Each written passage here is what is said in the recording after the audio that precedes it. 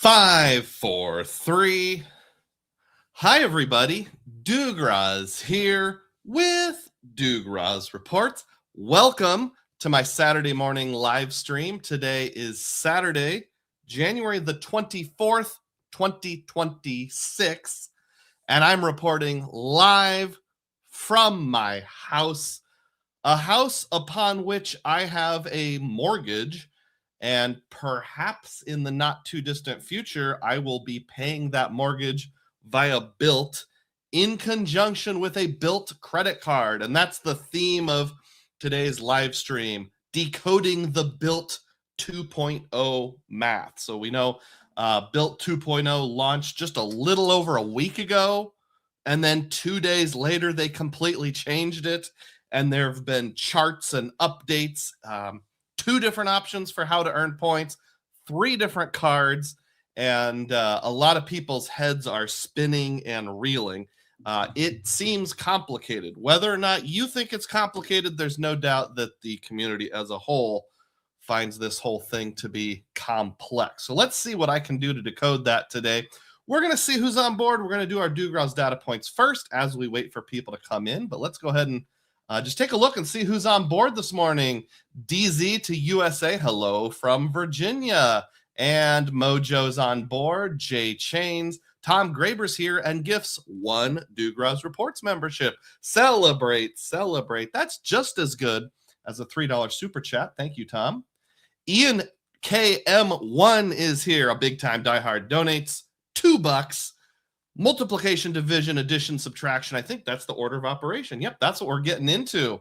We're doing some math today, Ian. Thanks for supporting the channel. DEM is here. Nuracan, all here at work from LAS. Great. Cogito Ergo Sum is on board. S. Beery. John is here from John's Credit and Travel and gifts 1 Dugroz Reports membership. Celebrate, celebrate. Thank you, John. That's just as good as a $3 super chat. Got a lot of stuff on my desk. I'm not sure where to put my calculator. If you haven't brought your calculator, you'll want to get it out today, class. John reminds everyone to hit the like and subscribe button if you've not yet done so. And yes, thank you very much, John. That engages the algorithm when you like, and more people will jump on board and join us here. DEM asks Nuracan a question about his setup. D Green's got his calculator ready to go. Excellent. Nuracan has a mortgage, but sad can't run it on BILT. Well, let's see if there's a workaround. All right. John says number 2 pencil and paper is ready to go. DEM says mortgage here too. Might it out to see if it can be done. Let's see. Juan is here from the MIA. Good morning, Doug and everyone. And DEM says Mr. Dugroz is big time now, fashionably late. That's right. Nuracan says my mortgage is low, like Uncle Luke. It's under $1,000. Some people have the same. Yuri G is here. Mike Newland is here and does his thing, gifting 20, count them, 20 Dugroz Reports memberships. Whoa, celebrate, celebrate. Thank you, Mike. Your generosity knows no bounds, and I really appreciate it. That seems like as good a time as any to help everyone remember how you can support me. So any sort of super chat, super sticker helps. We appreciate that. Standing offer is if you donate exactly $1.49 as it shows on the screen, you get 1,000 Dugroz points. I also have a tip jar link if you want to make an anonymous donation. It's the first item in the description box. Or if you just want to give in such a way where a little higher percentage goes to support my channel, you can definitely do that. I'll try to remember to, check it throughout, those kind of things. Oh, and I do see just 25 seconds ago, Juan from the MIA dropped a tip jar tip of $3. Celebrate, celebrate. Thank you, Juan. Second week in a row. Professor Roz here to help with BILT math. Celebrate, celebrate. Indeed. Thank you. With that in mind, let's keep moving ahead here. Oh, by the way, whatever you donate, 20% goes back into my family budget because this is like a part-time job, and 80% helps grow the channel. DEM mentions an HOA. Juan says decoding BILT's like Neo understanding the Matrix. Yep, we get there eventually, though. Timote says morning. Meg knits and travels. Morning from Chile, Maryland. Don't think we've met before, Meg. Good to see you. Hey, there's Luke from Luke's Points and Miles. Hi, Uncle Luke. Currently watching from my local lounge, headed to Spain to escape the snowmageddon. Awesome. I knew that was coming. And we want him to enjoy it. Dimitri quadruple 11 says, Citi keeps throwing cards at me. I got approved for the Strata Elite, even though I'm LOL 24, only 3 months after my AA card. Awesome. Ron says the carburetor on my generator's leaking. Getting ready for the winter storm. That doesn't sound good. All right, let's push ahead. We got a lot on the docket today, so I probably won't be able to get to every single comment. And for that, I apologize. I wish that wasn't the case, but this is where we find ourselves. So I generally start out every Saturday morning with Dugroz data points. This is just me going around the horn in the world of points, miles, cashback, anything that I think is kind of just an interesting thing that we want to discuss or talk over. Some are personal, some are from various websites. And our first Dugroz data point comes from Doctor of Credit, who lets us know that the Capital One Venture is back with an elevated offer. It's 75,000 points, plus a $250 travel credit. That would be like a coupon that you can use in the portal towards travel. The Capital One Venture card would require $4,000 of spending in the first 3 months. This is the middle Capital One travel card, the Venture, not the Venture X, the high-end one, not the Venture One, the fee-free one. This is the $95, $99 one, and I don't think it's a great card, but that sign-up bonus is pretty good. And as I found out last week, you can use that travel credit even with a different card. So let's say hypothetically, you have a Venture X and you're able to get approved for this, although that's probably hard now that they have family language. If in theory you applied for the Venture, waited 6 months, got the Venture X, you can put the part above and beyond 250 on the Venture X. That is possible. Ian says they have a friend who owns a bunch of wineries in Spain. Ordonez is the family name. And Juan says that he saw John's video on Delta Lounge expansion. Awesome. Next data point here, Office Depot / Office Max is back with their pretty common deal. Buy $300 or more in MasterCard gift cards, save $15. So these are your prepaid MasterCards, like the prepaid Visas, except they're MasterCards, obviously. And the key here usually is to buy two $200 cards, $400, take $15 off. With the purchase fee, it basically ends up being just a little bit better than break even. So it's sort of like buying money, and then you can either do strategery or you can spend them on things you would normally spend them on anyway. This would be key if you have a card that gives a bonus up on office supplies, such as, for example, the Chase Inc. Business Cash. Next data point here, Discover is no longer accepting deposit account applications. And I apologize. I should have said the first data point was Hat Tip Doctor of Credit. The second data point was Hat Tip Frequent Miler. Now we're back to Doctor of Credit. Discover is no longer accepting deposit account applications. We're talking Discover checking and savings accounts. Undoubtedly, this has to do with their merger into Capital One, and since Capital One already offers checking and savings accounts, that's just the offer. Yuri G corrected me on the Office Depot thing. It says the key is to buy 3 $200 cards. I suppose it depends if you wanted maximum return on spend, or let me go back to this. Would it credit you the deal twice if you did that in one transaction, Yuri? It must, otherwise you wouldn't be recommending it. Hey, thanks for the hat tip. The suggestion, I appreciate it. I think we covered that pretty well. Continuing on with Doctor of Credit here. Chime Bank is offering $250 via Rakuten for opening a new account and receiving a direct deposit. Well, that's pretty easy to do. Now, just to clarify, this is not, one moment, got to blow my nose here. This Chime through Rakuten thing is not the all-time offer. The all-time offer was through Swag Bucks, which could be somewhere between $420 and $540. When I did this, it was $450 with Swag Bucks. The problem is Swag Bucks doesn't track very well, and they're not real reliable. Plus, it's just bucks that are used towards gift cards or PayPal. There's no plussing opportunity. So Rakuten, you can either transfer to Amex MRs or to BILT, whichever one, fits you better. Would you rather have 25,000 MR or BILT points, or would you rather have $450 cash? Depends who you ask, but that is an option right now, and I think the confidence of Rakuten tracking is higher than my confidence of Swagbucks tracking. I did eventually get my Swagbucks, but I had to go back and forth and email them several times. DEM says, I did the Rakuten thing. I moved $300 of my direct deposit over. It's an easy 25,000 BILT points. Awesome. Yuri confirms on the prior Office Depot, buying 3 $200 gift cards will give you a credit of $30. Luke appreciates Yuri for sharing that. And if I back up just a little bit here, K-Man's on board. Good to see you. And New Again says, Saturday me likes. Hi all. Looking forward to stopping the Built for Breakage program. Awesome.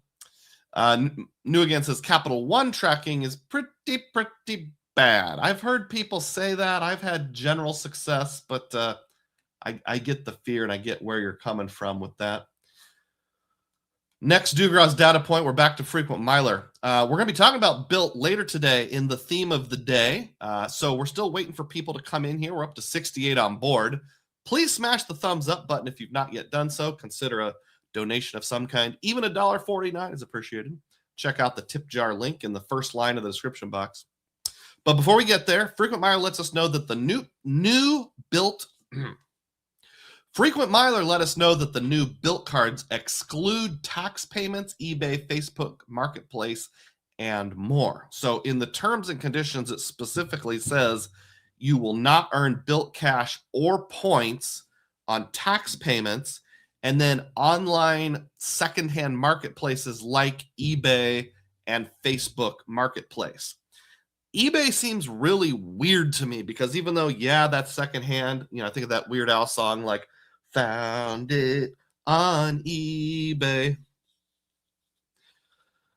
A beanie baby from some guy in Norway. Found it on eBay. It is also a pretty common platform, so that seems really weird. And what about places like Etsy, who sell things like my desk calendar that I look at every Saturday morning? Just worth noting. Yuri says, BILT is crazy, not accepting eBay and Facebook. New Again comes back around to the Capital One tracking. It is bad. I like it. Offers programs much better than Rakuten. Rakuten is missing critical travel brands. Yeah, there have been a few times I've gone with Rakuten just because my confidence of what will and won't track is much better with Rakuten, especially if it's something a little obscure.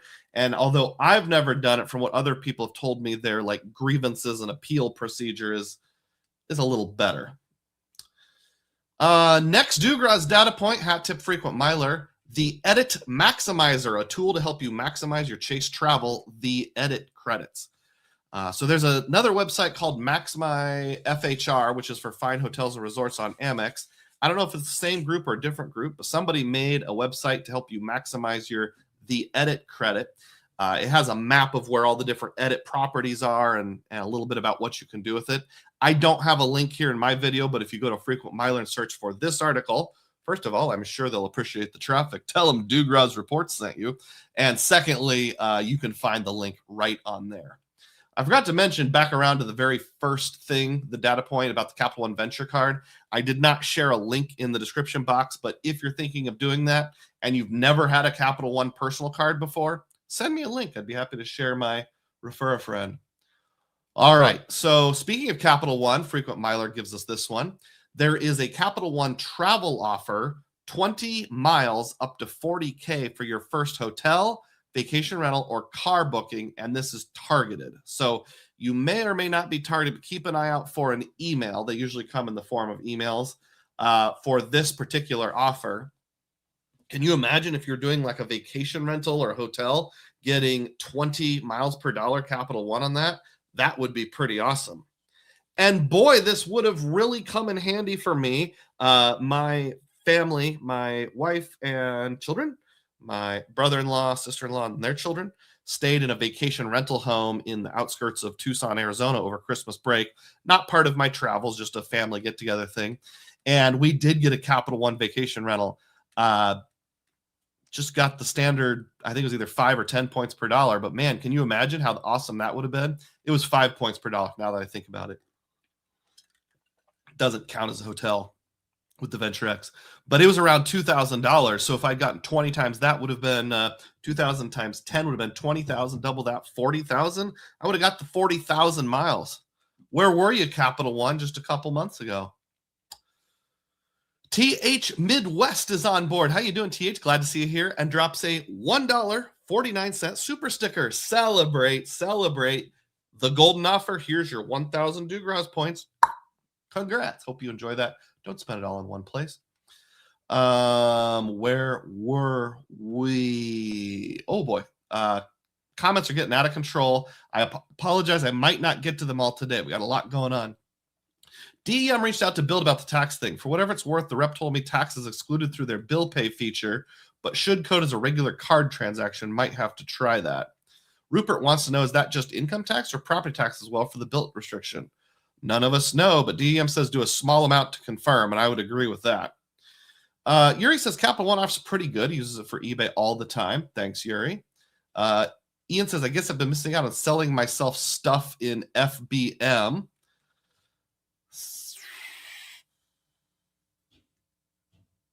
That deserves a screenshot, Ian. Let's take a screenshot there. See how that goes. Kevin Keno Davis says, 72 watching. We need 72 likes, please. I agree. Keno Davis was the coach of Drake University's basketball team for 1 year. Yuri responds to Rupert and it says, it seems that they backtracked for property taxes, but nobody knows for sure. DM emphasizes trial and error. TH in the Midwest might need those Dugroz points to top off my KLM flight. Celebrate. We're still working on KLM. Hang in there. Mike wants to know, have you done your last Vacasa stay? No, that's coming up between now and the end of the month. So there's not a lot of time left, is there? And speaking of the Midwest, we have KC113 drops $1.49. Here are your 1,000 Dugroz points. Celebrate. Thank you, KC. He or she wants to know, do we earn $50 in Dugroz cash for every 25,000 Dugroz points? Not yet. I've got my marketing team working on that. DEM says FBM is Facebook Marketplace. Ian says, yeah, you mentioned they must be blocking it for some reason. Yuri says fulfilled by merchant. Yeah, there's a whole lot of questions around that whole thing with like BILT cards not allowing Facebook Marketplace, et cetera, and who knows where that will all go.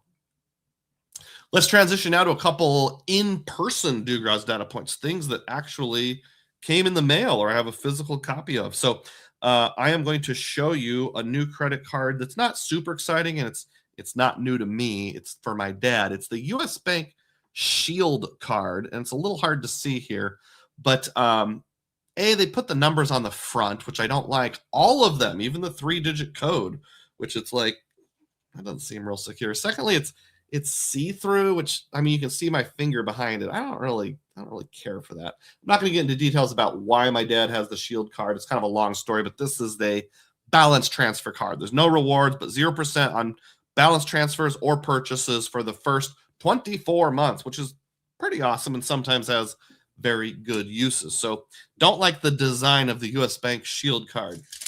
Next Dugroz data point. This is from Synchrony Bank, and it says I applied for a OnePay rewards credit product. This was supposedly back in September. I did get a OnePay checking account. This is sort of like the Walmart checking account, if you will. In fact, I think Walmart owns OnePay, just from memory. I did not apply for anything related to credit on OnePay. And it says if I don't call them back by a certain date, they will assume I don't want the product. And I'm not going to call them because I don't want the product. But anybody else have one of those? Like you didn't actually apply for a OnePay credit card, but you got a fraud alert that maybe you kind of sort of did. Here's a letter. I won't show you my address and everything, from Wells Fargo. Wells Fargo Bank NA, Minneapolis, Minnesota. So many years ago when I worked for Wells Fargo back around 2007, 2008, I opened up a Wells Fargo line of credit, a personal line of credit. This is just It's kind of a highish interest rate, 10, 12%. You can take money out of it, use it when you want. There's no annual fee or anything like that. It's been on my credit report since 2007, 2008, and I don't want to let it go. A year or two ago, Wells Fargo sent out letters basically telling everyone we're doing away with that and your account will be closed in 6 months. And the backlash was huge, so they reversed course on that. Now I get a letter saying that you're going to get to keep your personal line of credit, but starting March 1st, there's going to be a $50 annual fee. Well, that's a bummer. Do I keep one of my oldest credit lines open? Not credit card account, but just a credit line open, just for the sake of having the credit. I've used it a couple times here and there, but not a lot. Don't like that, Wells Fargo. Just let me have my fee-free line of credit. Let's see. Oh, no new comments. Everybody still on board? Haven't had any comments in like 2 minutes. That's kind of weird. And then my third in-person Dugroz data point is from Chase Bank, and this came to my wife. This one's kind of interesting. Chase Bank. Dear Mrs. Roz, we sent you a letter in May of 2025 declining your application for a credit card. I haven't looked it up, but I'm pretty sure this was when she applied for a Chase Inc. cash card or Chase Inc. Unlimited and got declined when the Inc. train was kind of starting to derail. And it said, everything's fine. It says, although the credit reason, score, and factors were valid, the credit report may not have been entirely correct. And then it basically goes on to say, we accidentally told you we used a different credit agency than we actually did. It says we actually used Experian. And I don't know if in the original report they said Equifax or TransUnion. Kind of doesn't matter. But if you get a letter from Chase saying, hey, 8 flipping months ago, we sent you the name of the wrong credit agency, don't be surprised. Ian says he's still here just gathering the scrap paper. Awesome. And while gathering, if everyone would stop and click the thumbs up button, make a comment, I would really appreciate that. I may not be able to read every comment, but it does help drive the algorithm. You can just say the word BILT 2.0, and maybe it'll be like, oh, people are discussing this. Do what Zizus Kreese does and just push a random letter like Q. Next Dugroz data point here. U.S. Bank sent me an email telling me that my Altitude Reserve Visa Infinite card has points available. Not very many, 490. I just thought this was amusing. So we all know the Altitude Reserve is kind of dying because it hasn't launched transfer partners and everything good about it went away. So they sent me this email like, hey, buddy, you've got 490 points. Why don't you use a couple of them? Pretty please. We'd really like it if you use our card and spend those points. I earned 32,000 in 2025, and I've only got 490 left. Somebody said a tip for how to use a very small amount of points is I think you can link it to your Amazon account and use it at bad value. It's either 1 cent per point or 0.8 cents per point, but you can use it partially towards Amazon. Let me know if you've ever done that just to clear out a small balance. Probably the second week in February, I'm going to have a retention call coming, and boy, it would sure be nice if they would launch transfer partners before then. New Again says Wells Fargo is taking its customers to the mat in 25 and 26. They're drunk on fees. Everyone thank BILT. Gotcha. By the way, what are you going to come out with, Wells Fargo? Let us know. Mike Newland says $50 any benefits for the card. I'm not sure what you mean by that. Is that a reference to the Dugroz points? The Dugroz credit card? Oh, we're still working on it. Let me know if I misunderstood that. I apologize if I did. DEM says BILT should add a banana-shaped scientific calculator to the package that it comes in. Timote says Dugroz bucks. Yuri has 3 points on the USBR. Nurcan has about the same amount of points like yours. 82 on board. Hey, that's good to hear. Thanks for feeding the algorithm, guys. LN330 drops $2.98 and asks, can I get 2,000 Dugroz points? $1.49 times 2. I'll allow it. Celebrate. Thank you, LN. I really, really appreciate that. 2,000 Dugroz points. Now that's an offer for this week only. George Rommel is here and drops $1.99. Celebrate. Thank you. Oh, Mike was asked about the Wells card. Any benefit with the $50 for the Wells Fargo card?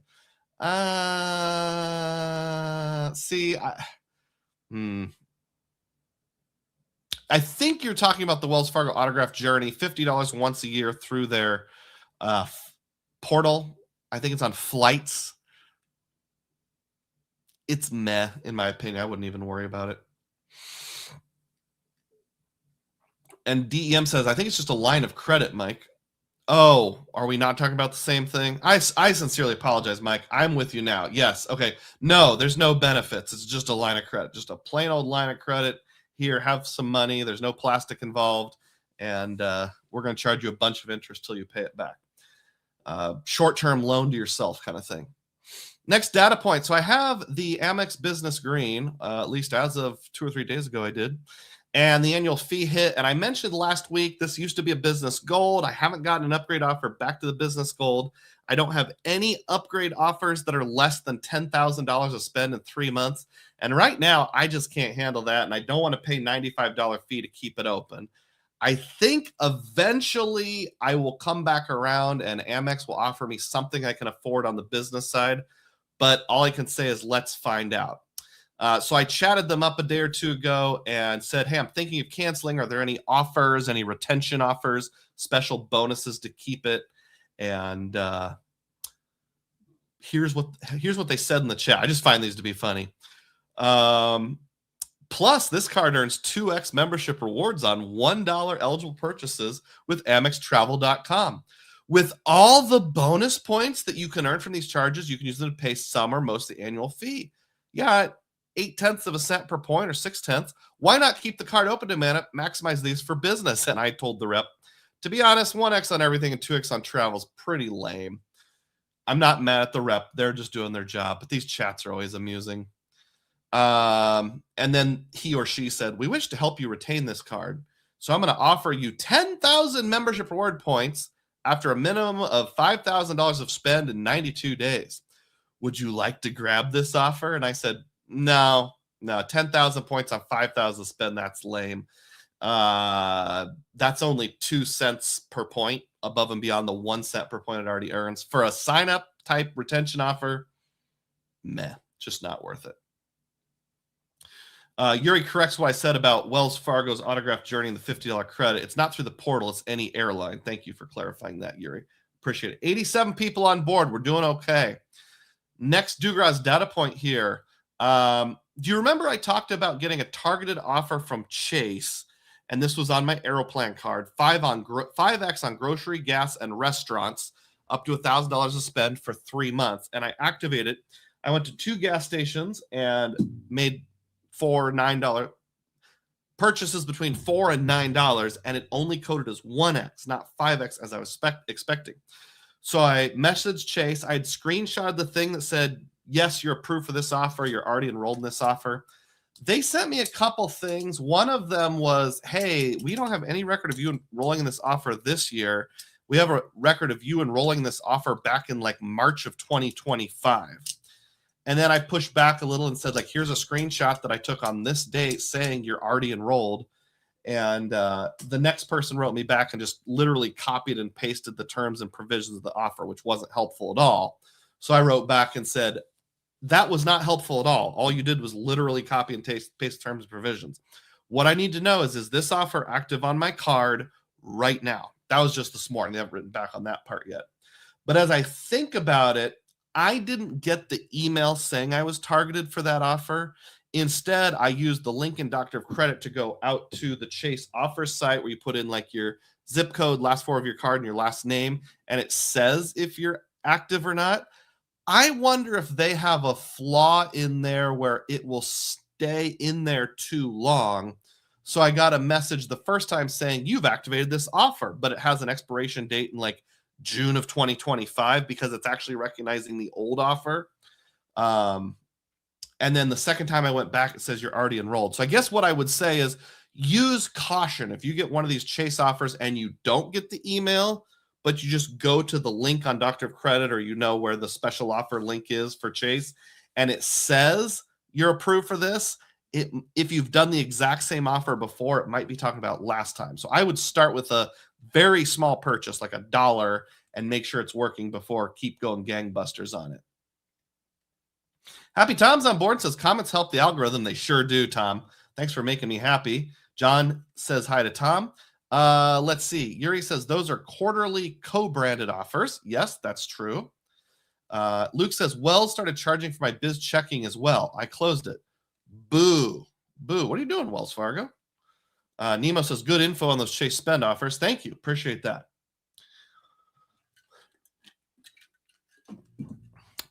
Let's go to the Dugroz Eats segment. This one's a little different, though, because it's not a meal. It's a snack. In my workplace, I work in the office 1 day a week. They have like a pantry where you can buy snack items. And they have this snack items called Cheez-Its Duos. And it's like Baby Swiss and Cheddar Jack. I just thought it looked pretty cool because if you just add a couple letters, a G and an R in the middle of it, it would be Cheez-It Dugroz. So if anybody from Cheez-It Duos is watching, I know it's duos, but let's say duos. If anybody from Cheez-It is watching and you want a name, image, likeness to go with that, you know how to reach me. Mike says 91 people on board, then says 99 people on board. Vincent Pascal joined late. He's probably one of them. Awesome. Thanks for being here, everyone. This is a mention from the prior 2 weeks. Capital One has a $250 checking account bonus. I don't remember when it ends. I think it's end of this month, so you might want to hop on that. I keep telling myself I'm gonna have my wife sign up for this, and I keep forgetting. So this is a reminder to myself as much as anyone. Hat tip to friend of the channel, Ron Burns, who let me know he was out in the wild and saw this one trying to spend at Walmart. This is on his Strata Elite card with Citi. Do you want to use 2,500 Citi points for $20 off? No, don't do that. That's terrible. That's 0.8 of a cent per point. And just by coincidence, we both have the Strata Elite and we're both working on the sign-up bonus, so we've sent each other a few tips and tricks. I was at Dollar General on Tuesday of last week and it had the exact same question. Do you want to redeem 625 Citi thank you points to pay for $5 of this transaction? No. Anything less than 500 is less than a penny per point. Don't do it. So just be alert that Citi is trying to trip you up in terms of getting you to redeem your Citi points for terrible value at the cash register if you're out and about at places like Walmart or Dollar General. I also remember I saw this same thing at the what's it called? Dollar General Market, which is like a Dollar General grocery store in Las Vegas about 3 years ago. So you have been warned. Yuri says, I get this all the time at Walmart when I buy gift cards with my thank you MasterCard. Good to be aware. Vincent said there's also a snack cabinet at my office where snacks are for purchase. You can pay with Venmo or drop cash into a small box. Ooh, if you do Venmo and use credit card, you have a fee, don't you? Like a 2% fee. Don't like that. I'm lucky that the snack station at my work and the vending machines all take credit cards. DEM says, I accidentally used some points like that a year ago. Never again. I know the rewards master has a story about he gave his credit card to his, I think it was his mother-in-law or niece or someone to go to the store and buy some things that said, hey, guess what? It only cost this much because you had some credit card rewards. And he was like, no. Happy Tom in the Chevy Chase as Gerald Ford voice. I was told there would be math. Celebrate. Thank you, Tom. You're right. There will be math.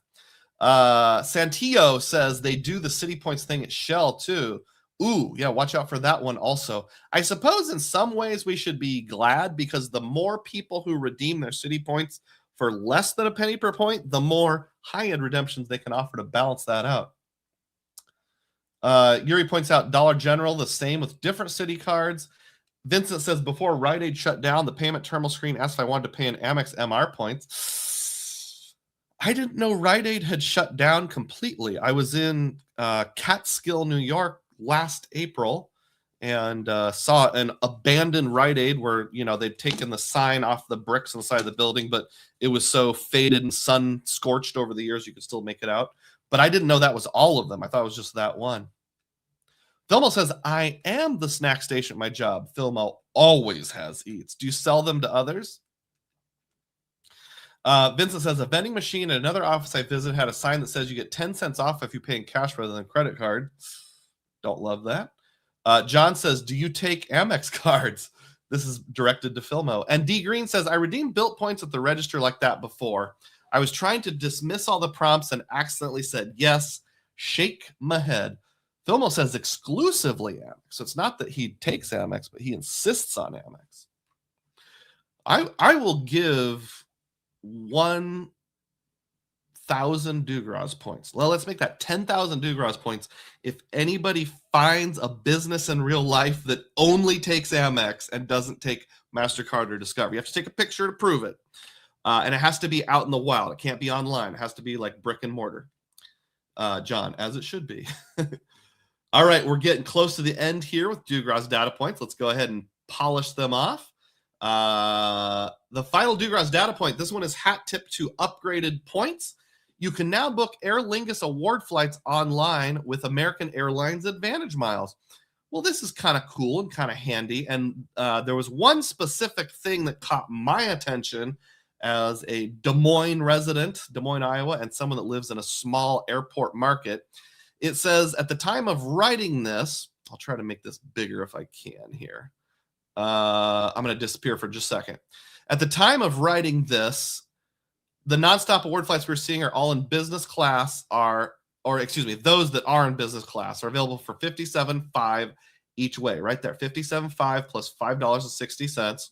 First of all, thank goodness it's only $5.60. And I think I saw in another article, it might have been Frequent Miler, that return flights from like Dublin to the East Coast of the U.S. are not too bad. It's only like $40 to $50 in taxes and fees. But here's the part that gets me and Uncle Luke excited. Plus, with the aid program, you can add on your positioning flight for free. That's perfect for travelers in small markets like myself. And you can even see here, the example they use is CMH, Cringe My Head, which is, I think it's the John Glenn Airport, Columbus, Ohio. Is that right, Luke? Added that flight on, and the points price and everything stayed exactly the same. Not bad. Yeah, I think that's it. Let me bring myself back so you can see me. There I am. So yeah, I'm kind of excited because that could be good for, like, you know, I'm an Anglophile returning from the United Kingdom. They have those high VAT taxes on return flights where like minimum of $250, $300. Whereas if you can go over to Ireland, maybe take a boat, a ferry, a shuttle, drive your car onto a ferry, whatever, head over to Dublin, fly home from there, not only get to see another country, the Emerald Isle. I want to go to Northern Ireland sometime. You could also get a good reward flight home. And since I'm now, as Cesar Joel says, you are a city guy, just admit it. Since I'm into the city ecosystem, that's a natural fit. Mike Newland drops another donation, $1.99 as a sticker. Celebrate. Thank you, Mike. Appreciate you triggering the algorithm. So close to 100 people on board. Let's keep it going. Vincent wants to know if I take MR points or your favorite points currency in exchange for snacks. Ooh, I hadn't thought about that, but I'll tuck that away. That's a good idea. Oh, asking Filmo, not me. Depends on the snack. Filmo doesn't share ring dings or ho-hos because that's the funniest. There's an old episode of Mr. Belvedere where somebody wants him to do something and they tempt him with a box of ho-hos. And in his British accent, he says, ho-hos? You have ho-hos? Or maybe it was ding-dongs. One of the two. If anybody knows who Mr. Belvedere even is, just write Belvedere exclamation point in the comment section. Sally Beery says, the flight I want on Aer Lingus direct Indianapolis Dublin isn't available to book with AA points. Yeah, I mean, the thing about American Airlines, or any airline really, is they're never going to have as much award availability to partners as they do with their own stuff. Lil Roscoe's here, says, good day. I'm listening while on a fitness walk. Have a good day. Todd Trimble. Oh, Todd, did you change your name from Todd Trimble to Little Roscoe? Interesting. DEM says you might be a BILT guy soon. Yeah, I might be. And there we are, 103 people. So now seems like a good time to transition. And I need to decide if I'm going to do my bathroom break now or later. I think I don't want to break it up. So let's do it now. Everybody stare at the screen, listen to some copyright-free music. I'm going to try to go to the bathroom as fast as I can. Generally, it only takes 90 seconds to 2 minutes. Be right back.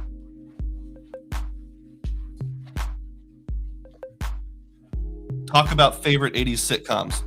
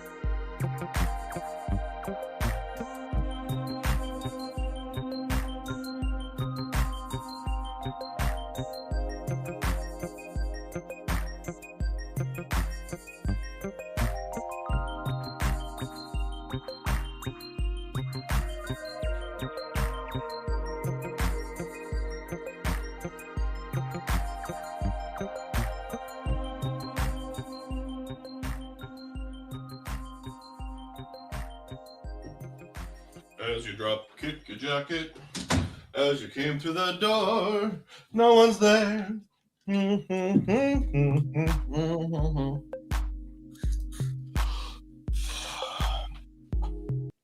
All right. Thanks for sticking on board, 98 of you. Let me catch back up with comments here real quick. Phil says Belvedere equals Brockton. Luke says, remember when Ice snatched Belvedere? I don't. Vincent says, streaks on the China, never mattered before. That's now stuck in my head. Thank you, Vincent. Obscure cultural references for 3,000, Alex. Miami Vice is Nemo's choice. D. Green likes 80 sitcoms, but was born in the 90s. Hey, there's reruns. What's the point says, Lord help me, I just applied for the Palladium. Are you regretting it already? And New Again says, my favorite 80s sitcom, probably from the 50s, like Car 54, Mr. Ed, I Dream of Jeannie, Gilligan's Island. Thanks, Nick at Night. Oh, man. If I was sick or my parents were out of town, I went over to my grandma's house, and she had a bedroom with a TV in it, which was a big deal because I didn't have access to a TV in a bedroom in my own house. So Nick at Night would come on at about 6 o'clock, watch the Dick Van Dyke Show, Car 54, Where Are You, and all those good ones. Luke says, Belvedere almost got deported when the kid called immigration. Stinky Monkey says, happy Saturday, Dugroz. Pulling out my scientific calculator for this one. All right, let's go ahead and dive in. Do you know, folks, what time it is? Well, if you're unsure, I'm going to tell you. It's time for the theme of the day. Theme of the day. As I go through this, I have a feeling there's going to be lots and lots of questions that come up. I will try to answer those that are pertinent, but I may not be able to do them until I do groupings, and I may not get to all of them. You can always go back in after the video's over and put it in a comment down below. I will also try to launch this as a standalone video at some point. Let's dive in, though. Oh, man, my nose is bugging me. Let me get off to the side.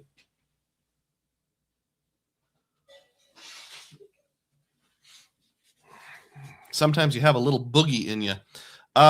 Here we go. Theme of the day, BILT math. Explain it like I'm 12. Sorry, I can't. So, is how we all feel. Now, I'm going to declare that there's a lot of confusion out there about BILT math. And it is confusing. I've heard a couple people say it's not that confusing. Well, it definitely can be confusing. And as my first example, Frequent Miler literally made this chart to help you figure out which option is best for you. Now, if you're going to just grab the high-end card, which is the Palladium, I think, the $495 card, and just roll with it and do nothing but point Accelerator or nothing but pay your mortgage, yeah, it's not that complicated. If you're just going to grab the no annual fee card and use it just to pay your mortgage or rent and do nothing else, not that complicated. But there's this huge middle ground right in this area where everything's getting mushy. And that's why I'm here. Somebody's got to do the math. Won't somebody please think of the points and miles enthusiasts? It can be something where if you're a high roller, you're like, yeah, I'm just going to take this card and get 2x built on everything. I'm going to accelerate and sometimes get 3x. And you're such a stud that you carry a suit coat over your shoulder while wearing your suit coat. For you, it is easy. But if you're just some average Midwest dad trying to do the math and figure out if this is a good option, it gets complex. It's not so easy. Catching up just a little bit here. Yuri said he was declined for the Palladium. They sent me for a review. A few days later, I asked them to cancel my application. Happy Tom's excited about math. DEM says, my dad worked on the set of Miami Vice. Don Johnson with me as a baby. Whoa. Jesus Christ here. Yo, Mr. Roz, there's a way to opt out of being promoted to redeem your Citi thank you points at the register. That's good to know.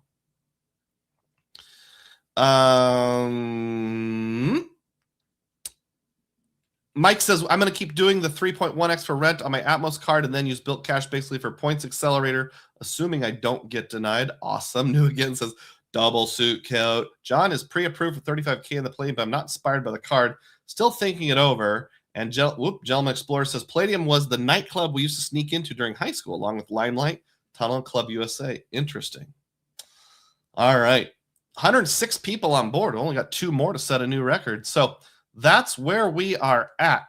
Calm for some, frustrating for others. If you're like this guy here, you're in the right place. Let's break her down. Before we explore the cards, though, we know there are 3 cards. And by the way, I'm doing this with the assumption you at least have a little bit of knowledge. You're not like, what is BILT? I've never heard of this rewards program before. What is a credit card? What is a transfer partner? I don't know. Okay, this isn't like a 101 level class. This is at least like a 304 class. There are 3 cards BILT relaunched in their 2.0 version. Blue, which is the no annual fee, Obsidian, which is the $95, and Palladium, which is the fancy almost $500 $495 annual fee. I get Obsidian Palladium mixed up all the time. So if I just say 95 and $495 card from now on, you'll know what I mean. Or if I say 0 annual fee card, I even put the blue in a blue border so it'd show up a little better. But before we explore the cards and what they do, we need to know how BILT math works on all 3 cards, because the basis or kind of the basics are the same. First, there's 3 cards, and there's 2 ways to redeem points or to earn points. First, we're going to go over BILT Cash, which is one of the 2 ways. And then as a subset of BILT Cash, the mortgage option. They call it option 2, but it came first. I agree with you, young lady. So BILT says to unlock points on housing payments up to 1 point per dollar. This is on your housing. By the way, throughout this video, I'll probably use housing, rent, and mortgage interchangeably. Don't get too hung up on that. You're paying for your rent, you're paying your mortgage, you're paying your housing, whatever. They say unlock points on monthly rent or mortgage payments with no transaction fees. Every $30 in BILT Cash redeemed earns 1,000 points, up to 1x of your monthly rent or mortgage payment. Okay, so within this BILT Cash option, first of all, the picture of me is like, couldn't you have worded that better? It's already confusing. I already have to do math just to figure out how much I'm earning. But okay, this makes sense. You have this side currency in addition to your BILT points that you earn called BILT Cash. And the main way you use BILT Cash, at least in my mind, is by unlocking points on housing payments. You don't have to pay a transaction fee, but if you want to earn points, you have to do what they call unlocking. And the correct ratio is to earn $30 of BILT Cash to unlock 1,000 points. So that's our ratio from now on. All right, time to start the story problems class. Problem number 1. Mr. Roz needs to earn $30 in BILT Cash to earn points on his exactly $1,000 per month mortgage. He earns 4% of all purchases as BILT Cash. How much does he need to spend? Good thing Mr. Roz has a mortgage that's exactly $1,000, because that's just like the example. So we got to show our work. That's what my math teacher always told me to do. So the spend needed times 4% is going to equal $30. Why 4%? All three cards, 0, 95, and 495, in addition to whatever the point earning structure is, and we'll get to that later, earn 4% of the transactions as BILT cash. So if you go out and spend $100, no matter which card, whether it's on the Filmo vending machine or whatever, you're going to earn $4 of BILT cash. BILT cash is not cash. You can't spend on anything. You can only spend it on things BILT says you're allowed to spend it on. So how do you do that kind of formula? Well, my math teacher in 9th grade algebra said you have to take $30 and divide it by 4%. So you draw a line under both sides, divide by 4%, because you want to remove this guy here. And that comes out to $750. In other words, if you're writing the answer in the form of a sentence, Mr. Roz needs to spend $750 each month to earn points on his $1,000 mortgage. It's always 75%. No matter if your mortgage goes up, down, left, right, it's always 75%. Let's see. Catching up on comments. RemGB is here, joined late, 106 watching, only 40 likes. Come on, people, hit the like button. That helps more people come in. We got some comments that aren't directly about what we need to know. Yuri talks about some math, but hey, no getting ahead. Don't turn the page until I say to get ahead. Matt says, I'm going to declare shenanigans with BILT math. Dem wonders if you can pay HELOCs and homeowners administration fees through homeowner association through BILT 2. We don't know yet. Matt doubts it. Timothy says, I should have sat in the front row of class today. S. Beery says, thanks for the Mr. Roz example. I have a low mortgage. Glad. Yeah, we're gonna have a couple different example characters. Oh, hey, I just hit 110 people on board. We set a new record. Celebrate. Thank you. Appreciate it. Let's keep going here. Diving back in. Brief snort.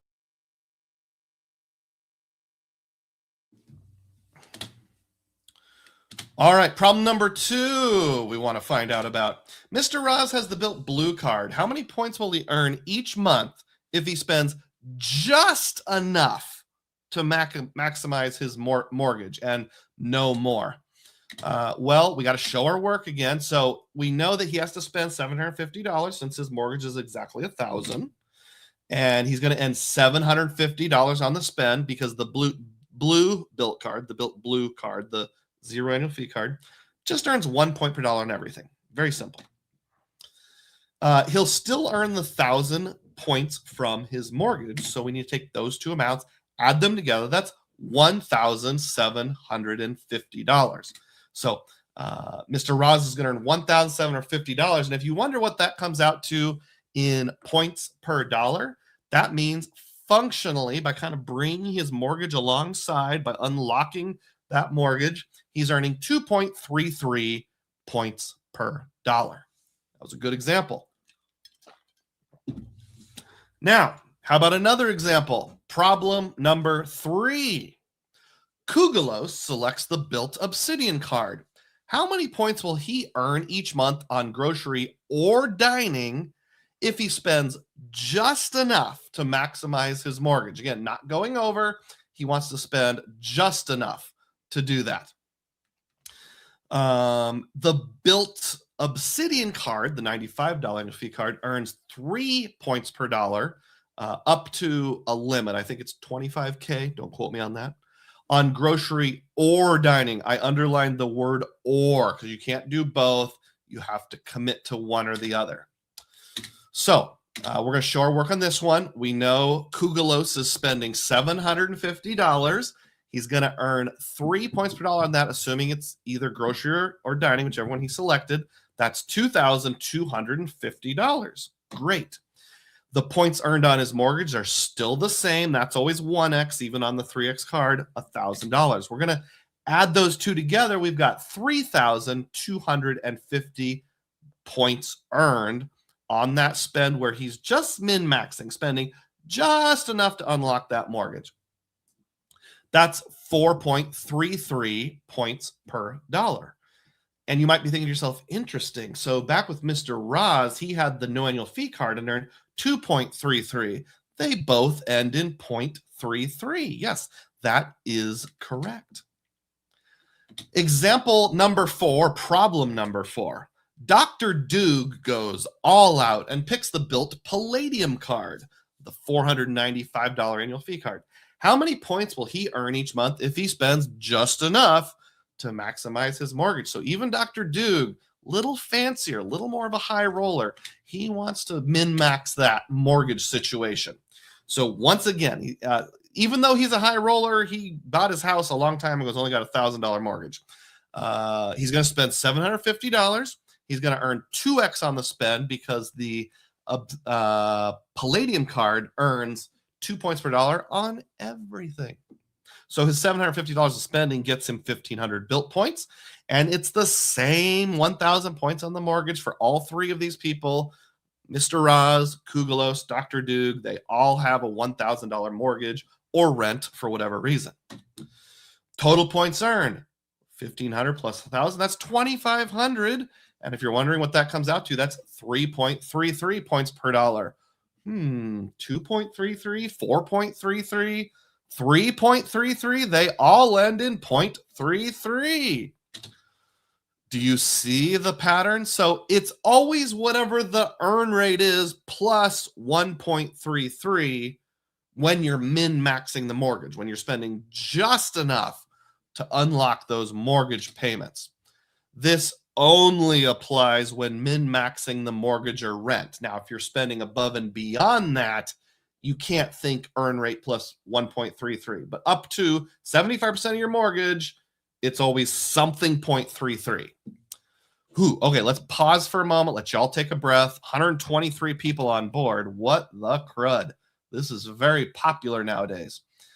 Again, I won't be able to get to all of them. Nuracan feels like he's back in high school math class, specifically trying to learn algebra. Jimmy says, I didn't know there was going to be math. The title of the video is Decoding BILT 2.0 Math. Matt says HOA was a 1.0 feature. I can't imagine they killed it. Let's see. John says, it's Dugroz. There's always math to Jimmy. New Again wants to borrow someone's scientific calculator, preferably graphing. I'll give you tater tots at lunch. Sally noticed 112. Yuri noticed 119. Yuri does confirm the 25K limit for grocery, but not dining. I wonder if that's because it's easier to do shenanigans with grocery than dining. You think? Lenda DeBoricus says, many people are throwing in the towel on BILT. First of all, good to see you, Lenda. Don't think we've met before. Glad you're here, and I can't blame them, is my second comment. New Again says, whoa. Kugelos? BILT is so perplexing and diabolical. It spawned a new Dugroz persona. I'm loving it. Glad you are. Rem noticed we set a new record on concurrent viewers. Got up into the 120s. Guna Divers here. Glad to have you on board. Family Travel with John says, just waking up here on the West Coast. I'll catch the replay, but I'm going to feed the algorithm. I really appreciate that. Yuri mentions 1.33. Yuri, if I have to tell you again, I'm sending you to the principal's office. We are not allowed to turn the page and work ahead. Young man, you stay on page 43. Texas Dog says, your channel is awesome and drops $1.99. Celebrate. Thank you, Texas Dog. I appreciate that. Dong Kim is here. How you doing, Dong? I think it's possible to do mortgage and HOA together now. That would be great. Vincent says you can follow in the footsteps of your City Nights music video and create a BILT 2.0 music video to explain everything. Ooh, do you have a song in mind? I'll have to think that through. Guna Diver wants to know what the verdict is. Again, please don't skip ahead, class. 120 people watching, 120 likes, please. Thank you, Kevin. Appreciate that. All right. We are only like a quarter of the way in here. We got a ways to go, people. This is just the beginning, as Count Dooku says. All right. So let's just revisit or put a bow on the BILT Cash option again for min-maxing your mortgage only. BILT Blue, 0 annual fee, 2.33 points per dollar. Obsidian on dining or grocery only, $95 annual fee, 4.33 points per dollar. Palladium, $495, earns 1 point per dollar on everything. So when min-maxing the mortgage, 3.33 points per dollar. So far, we all on the same page? Good. I think we're okay. It's going to start to get a little more complicated here. Ironically complicated, but the next option. So 2 or 3 days after they launched BILT 2.0, they came out with this thing called the simple fee-free option. We're going to take a look at the BILT simple fee-free option that focuses just on mortgages. They call it option 1, but it came second, which is why I'm doing it in this order. Hang with me. There's no BILT cash earned if you choose this method, but you do get points on housing. If you spend at least a quarter of your monthly rent, you get 0.5 X points on your mortgage or rent. If you spend at least 50% of your monthly rent, you get 0.75 points per dollar on your rent. If you spend 75% of your monthly rent, you get 1 point per dollar. Oh, that sounds familiar. That sounds a lot like the BILT cash option. And if you spend the same or more than your monthly rent, you get 1.25 points on your mortgage. Now, it says you'll see your progress to each tier clearly in the app each month. I hope that's accurate, but frankly, we haven't seen it yet. All right, more examples here. Problem 1 of this section. How much does Mr. Roz need to spend to earn 1 point per dollar on his $1,000 mortgage? We're basically doing it all over again, but this time with the simple fee-free method where you don't have to worry about BILT cash whatsoever. Same formula, 75% of $1,000, you spent $750, and that's what you need, $750. That's how much you need to spend to unlock that 1x on your mortgage. All right, class, the teacher's feeling very generous today, so I'm going to give you a spoiler. I'm going to let you check the back of the book and see what the answer is for the next 2 problems because it's pretty repetitive. It's exactly the same. So if you're going for the simple fee-free and you're shooting for that 1 point per dollar on the mortgage, it's exactly the same. There's no difference. You'll get 2.33 points per dollar on the BILT Blue. I forgot to put the blue border on. 4.33 on your Obsidian with dining or grocery, and 3.33 on Palladium. Look up here. I crossed out cash and wrote simplicity 1x option.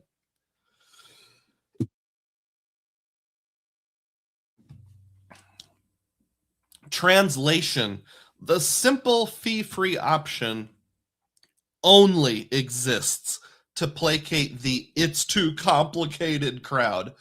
Math-wise, at least the examples we've discussed so far, they're exactly the same. If you're trying to earn 1 point per dollar on your mortgage, there's no difference. All right, Yuri, go to the principal's office. I told you not to work ahead. However, there is an exception, sort of. Let's shoot for that 1.25x option. So down here, 1.25x, spend the same or more as your monthly rent. You'll see your progress each tier clearly in the app each month. Problem 1.25x.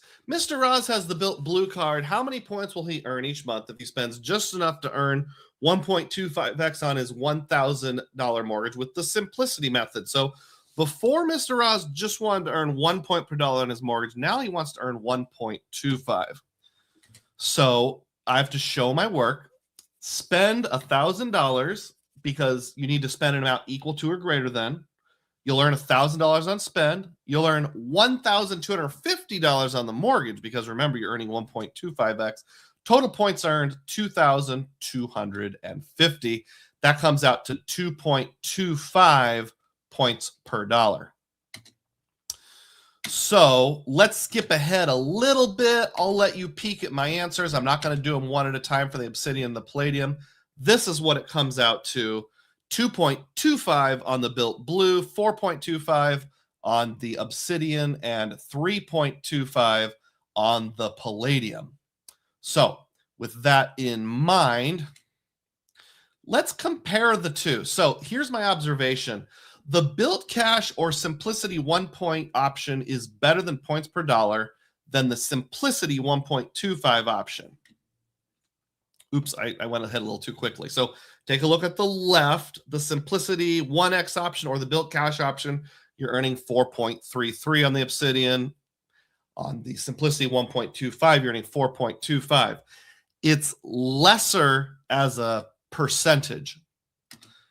The Simplicity 1.25X option, however, earns the most points overall.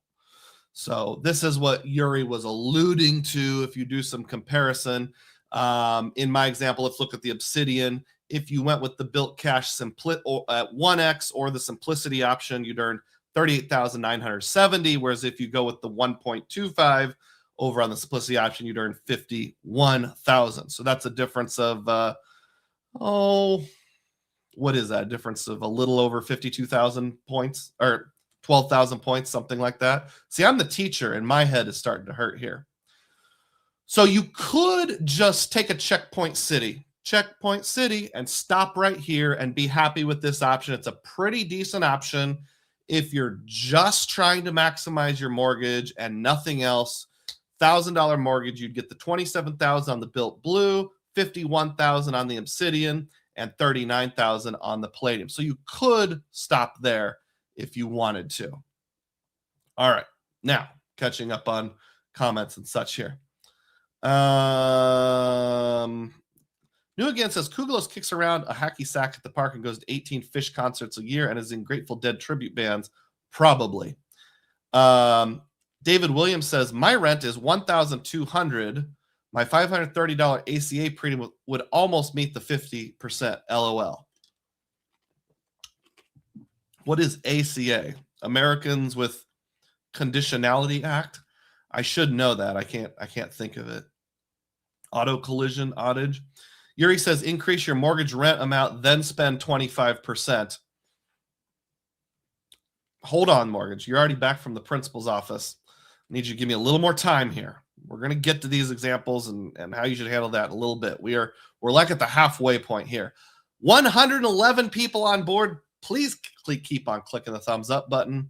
Remember, if you donate exactly $1.49, you'll get 1,000 Dugroz point. Oh yeah, ACA is Obamacare, Affordable Care Act. Thank you. And so then what David is saying is he would hit the 50% threshold just by paying his premiums on his Obamacare coverage. Points Dector says, good morning. I just got here, but this only takes spend towards mortgage or rent, not anything you spend after that, right? Depends on what you mean by only takes. Everything I've done so far has been just to spend towards mortgage and rent to hit that min-maxing and then stop. But I'm about to go further than that. So hang in there. We're going to get there. All right, resuming now. But the question is mortgage the only good way to use BILT Cash? As Yoda says, no, there is another. So BILT put out this FAQ, like 3 days ago, and hat tip to my benefactor, Mike Newland. He sent me a copy of the FAQ, even though it's available online. That inspired me to kind of look it over and see what's going on. So if you choose option 2, which came out first, BILT Cash, you don't have to use your BILT Cash to unlock your mortgage. You can do lots of other things. Let's look that over here. Just see what the options are. Dining and groceries. You got Grubhub, BILT Home Delivery, GoPath, BILT Restaurants. I'm not interested in any of these. Next, travel and transportation. You can use the BILT Cash, the travel portal. 2-night minimum, $50 for blue and silver, and $100 for gold and platinum. You have to do $100 at a time. Boo. No, not good. Unlock higher transfer bonuses. Well, I mean, that sounds good, but we have to see what is offered. Lyft rideshare credit. Okay, but it's only $10 a month. That's lame. Black Lane, Blade, Home Away from Home, Priority Pass, extra guests towards parking. Not interested in any of that. I think I put the same screen twice. Health and wellness, fitness class, Walgreens, comedy experience. Are you kidding me? Okay, now we finally got to the back of the brochure and found the good stuff here. Point Accelerator on everyday spend. you can enable a plus 1x bonus point on everyday spend per dollar for the next $5,000 following activation. This is exclusively available to the two better cards, Obsidian Palladium card holders, and it costs $200 in BILT cash to activate. You can only activate it 5 times per year, expires after $5,000 of spend, or you hit the end of your calendar year. Just to clarify, if you activate the points accelerator, the middle card, the Obsidian, gets 4x on dining or grocery instead of 3x, and then 3x on travel and 2x everywhere else instead of 1x, which is what it would have been. The Palladium, which is 2x and everything, gets boosted to 3x on everything. So this sounds good. I'm with the blonde lady in the bottom right-hand corner. Skip to the back of the brochure and go with that. I did draw a box around the exclusively available to Obsidian Palladium cardholder part because that is very important. You cannot do point accelerator on the BILT blue card. All right, so let's dive into the BILT Cash point accelerator option. So it's sort of like you have BILT Cash as an option, simple, fee-free. Within BILT Cash, you got about 20 different options. Within BILT Simplicity, you have at least 2 options. Maximize your mortgage, go up to 1.25. So it's like 1A, 1B, 2A, 2B. Oh man, there's so many options. So within that BILT Cash accelerator option, let's take a look at what it would be on the blue, Obsidian, and Palladium. First of all, though, cross out the BILT blue. The accelerator is not an option for the BILT blue part. Just get that in your head. All right, keep going here. Now, the Palladium comes with $200 of BILT Cash annually. So you can kind of kickstart your accelerator right away as soon as you're approved or on January 1st of each subsequent year. Only $100 rolls over to the next calendar year, though. The Obsidian card comes with a sign-up bonus of $200 BILT Cash. So once you're approved, you can kickstart this right away, but it's only once. It's not each subsequent January. And then the Palladium card gets $300 of BILT Cash as a sign-up bonus, which lets you kickstart the accelerator and have $100 left over. And again, I just want to clarify that BILT Cash injection for the Palladium is on the opening date of your card. So if you open it on March 1st, you get it injected on March 1st and January 1st of each subsequent year. So problem 1, how many points does Kugelos earn if he spends the same $12,000 per year as his mortgage option, but uses the points accelerator instead? This is on the Obsidian card. For example, if we forego mortgage points, is the point accelerator better? Only one way to find out, and that's do the math. So with that in mind, here's what Kugelos has to do. He has to show his work.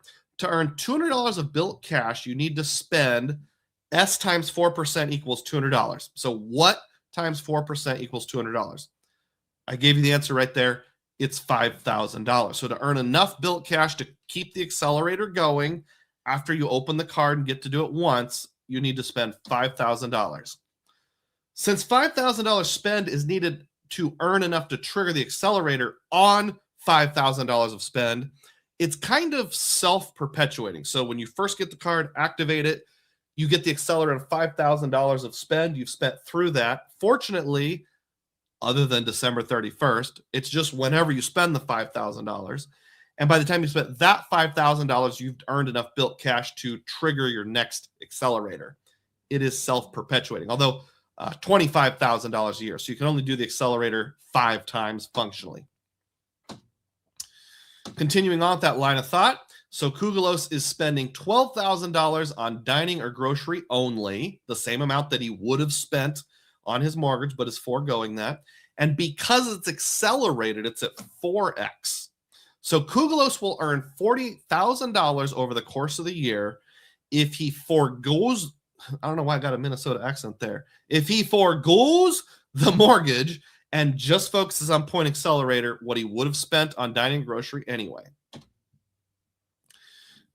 So let's compare the Obsidian, the middle card, the $95 option, concentrating on mortgage versus the accelerator. Now, this assumes a $1,000 mortgage where you're spending $12,000 a year. Remember, Kugelos also spends $12,000 a year on groceries, $1,000 a month. If you take the mortgage option over the course of the entire year, Kugelos earns 51,000 points. If you concentrate on the accelerator only, you earn 48,000 points. So with that in mind, got a little ahead of myself. Slightly better to concentrate on the mortgage. Only 3,000 extra points, but hey, 3,000 points is 3,000 points. Problem number 2, how many points does Dr. Dug earn if he spends the same $12,000 per year as his mortgage option? In other words, instead of min-maxing the mortgage, he wants to use the point accelerator on the Palladium. I got to show my work. The math is exactly the same as Kugelos. We're just going to swap out the earning rates. So with that in mind, $12,000 of spend times 3x, the answer is 36,000 points. So comparing here, Dr. Dug would have earned 39,000 if he puts it towards the mortgage, 36,000 if he puts it towards the accelerator. Again, only a 3,000 point difference, but hey, that's a difference. Focusing on mortgage first is slightly better. So let's make a plan here, assuming you want to earn the most points possible, and why wouldn't you? In other words, assuming that the goal is to earn as many points as possible rather than the best percentage,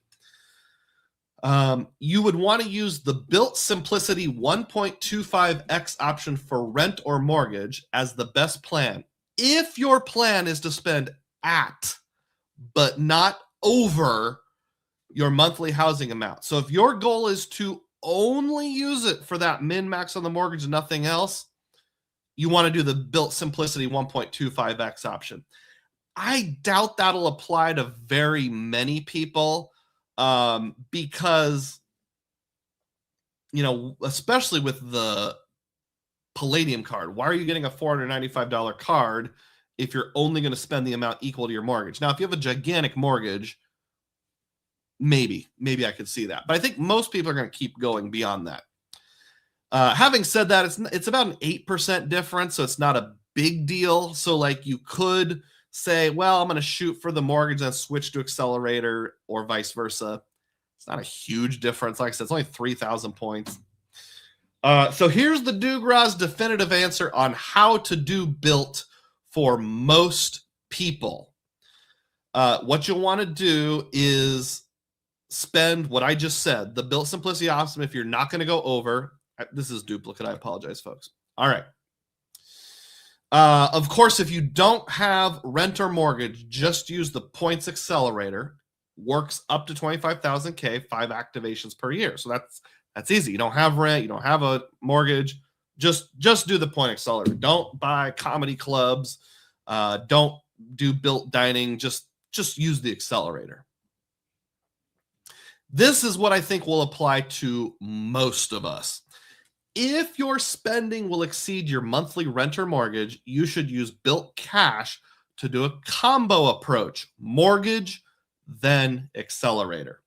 So on your Obsidian card, you'll be earning 4.33x, assuming gap, grocery, or dining, up to 100% of your mortgage amount. Then you would switch over to the accelerator and earn either 3x when you can't accelerate, or 4x when you can accelerate. With the BILT Palladium card, you'll earn 3.33x up to 100% of your mortgage. Then you switch over to accelerator and earn 2x when non-accelerated, 3x when accelerated. So there's the something 0.33 that Yuri kept jumping in and commenting on. Is this a good stopping point? Yes, this is a very good, not stopping point, but pausing point to catch up on comments. So let me do that now. I know I'm way behind here. I apologize. Okay. Don Kim says it's almost kind of like a 2x card that has the possibility to earn points to rent on a mortgage after a certain amount of spend. That's exactly right. And I just noticed we're up to 126 people. That's pretty good. Jimmy says, but Dr. Dug, I don't have a mortgage. Should I get this card or another Citi credit card? Let's keep watching, Jimmy. I think you might be you're not really one of our case studies, but one of the things I just mentioned was if you don't have a rent or mortgage to pay, if you don't have housing, just go directly to the accelerator option. And then it all comes down to, do you like the BILT ecosystem or the Citi ecosystem? Well, sign-up bonus is probably always going to beat it, but I think the Palladium card in the first year, which has a 50K point sign-up bonus, might be up your alley. David Williams says, after rent day, I'll dump my points and be done with BILT. That's a way to do it too. Some people, the El Puma, noticing people on board. 123 people on board. DZDUSA says, several online calculators give you the exact numbers when you plug them for both options and for the 3 cards. The best one so far. Next card, BILT 2.0 calculator. I think it helps for me to explain the math, even though there's calculators out there that do it for you. But I just want you to know, I didn't do it that way. I did it the hard way. In fact, I kind of want to share a screenshot with you if I can. Where did I put it? I was up till flipping 2:15 in the morning last night, and at one point I literally had 2 calculators going, one on my phone, one on my actual calculator, because I had to like hold a number on the calculator then do something else. Should have used that online calculator, but I did it the old-fashioned way back in my day. JP says, wait, the accelerator isn't an option on the blue card? Unfortunately, as John clarified, it is not. Zach Udall wants to know this. The key question is whether the annual fee justifies the ongoing value of the card. The first year is undoubtedly worthwhile due to the substantial welcome bonus. However, year 2, I don't know. And you must be talking about the Palladium card. That's a good question. And I'm not going to give you a definitive answer, but we'll do a few case studies here. Matt says the way BILT is doing this, they'd prefer you overspend to get Accelerator and forget rent or mortgage exists. It seems that way. Yuri thinks the 50K sign-up bonus is kind of meh. Well, if it's the 50K sign-up bonus on this card compared to a 200,000 point sign-up bonus on an American Express Business Platinum, I agree with you. But if it's 50K on the Obsidian card, is that right, or Palladium? Oh boy, I'm getting mixed up now. Palladium. If it's 50K on the Palladium plus earning, what's in the picture here, either 2x or 3x or 3.33x, if those are your options, this is better than like the Venture X or the Citi Double Cash by far. Pablo says, we're voluntarily taking a BILT class to make sense of it all. Nice and simple, Dugroz. Thanks for the clarification. You're sure welcome. Yuri saw 125 people watching. I appreciate that, Yuri. Polygraph Zone says, we're all here deciding how much BILT cash we're going to need to get an accelerator and know how much of a percentage of our rent we have to spend. Y'all know I'm a Citi fanboy. Geez, give me Chase ecosystem any day. Also says, everybody who teased Citi about Citi Nights and is embracing this mess should apologize. Valid point. Let's all have our group apology. I'm sorry, Citi. I'm actually kind of loving Citi Nights with buying DoorDash gift cards. Happy Tom says, first year's Palladium, then downgrade. Can you downgrade BILT cards? I don't know. Does anybody have a data point on that? Jay Carlos says, BILT is always having you work on a sub every month. Yeah, it is sort of like a little tiny sub every month. I need to spend X amount to get my points. Yuri says you can do Accelerator plus pay for more at the same time if you have enough BILT cash. I was going to mention that later. Thank you for reminding me. DEM says, do we know what happens to BILT cash used to unlock the 1X mortgage if you end up having very little spend on the card for that month? I don't know, because if I remember correctly, BILT makes you pay your mortgage on the first of each month. So then it's sort of like you're going through the month to find out if you can cover it or not. There's some of that breakage that Matt Clausen mentioned. They would probably love it if you end up having very little spend and don't earn points on your mortgage that month or earn suboptimal points. NYC STE 1982 says, there's no way I would ever or can spend the same as my mortgage, and it's not high. So assuming I only spend 25 trips on my max monthly advice, 95 or 495 option. Unless your mortgage is like out of sight, like $10,000 a month, where 50% is still pretty awesome, I wouldn't do the $495 card. I'd either do the free card or the $95 card, one of the two. NYCSD says that's assuming you hit the 4K spend bonus, which isn't easy. Matt says to Happy Tom, you cannot downgrade at this time. BILT claims they're working on this with cardless, but why would they follow through? Jay Carlos says, my rent is almost $2,300. It is not reasonable to dedicate that much spend on BILT. Maybe some months, but I do not spend that much in catch-all spend every month. You could go with the fee-free card and just some months don't use it at all. And then if you're in a position where you really want BILT points, you could functionally earn up to 2.25. Avendaha says, isn't it 3.33 up to 75% of your mortgage, not 100? Yes. Did I say that wrong? If I did, I apologize. Sometimes it comes out of my mouth wrong. So go with what's on the screen, not what comes out. DZ to USA says, such a teacher. LOL. Unbelievably manual. Goat. Thank you. Celebrate. Thanks for the $1.99 super chat, DZ. Gentleman says, assuming a 4 to 6 sub annually is on other cards, the logic committing to BILT deteriorates. Yeah. JP says no downgrading. DEM says $1.99. Not says it, but donates $1.99. Celebrate. All right. So yeah, BILT doesn't change the truth that has been true since the beginning of time, that sign-up bonuses always beat everyday spend. But if you're someone that either can't or won't do multiple sign-up bonuses a year, it's a pretty good option. All right. Let's get into some case studies. Caden, age 23, is single and rents for $1,000 per month. He spends about $1,000 per month on everything else and $400 per month on dining. Maybe he lives in a city where an apartment is $1,000 a month. Actually, that's not that much nowadays. He got into points and miles about 2 years ago and wants to do some with transfer partners. I'm going to read that again for the sake of when I publish this later. Caden, age 23, is single and rents for $1,000 per month. He spends about $1,000 per month on everything else and $400 per month on dining. He got into points and miles 2 years ago and wants to do some with transfer partners. So there we've got the summary in the top left-hand corner. Caden rents for $1,000 per month. He spends $1,000 per month on everything else and $400 per month on dining. Typical 23-year-old doesn't go to the grocery store very often. Not enough to exceed dining out.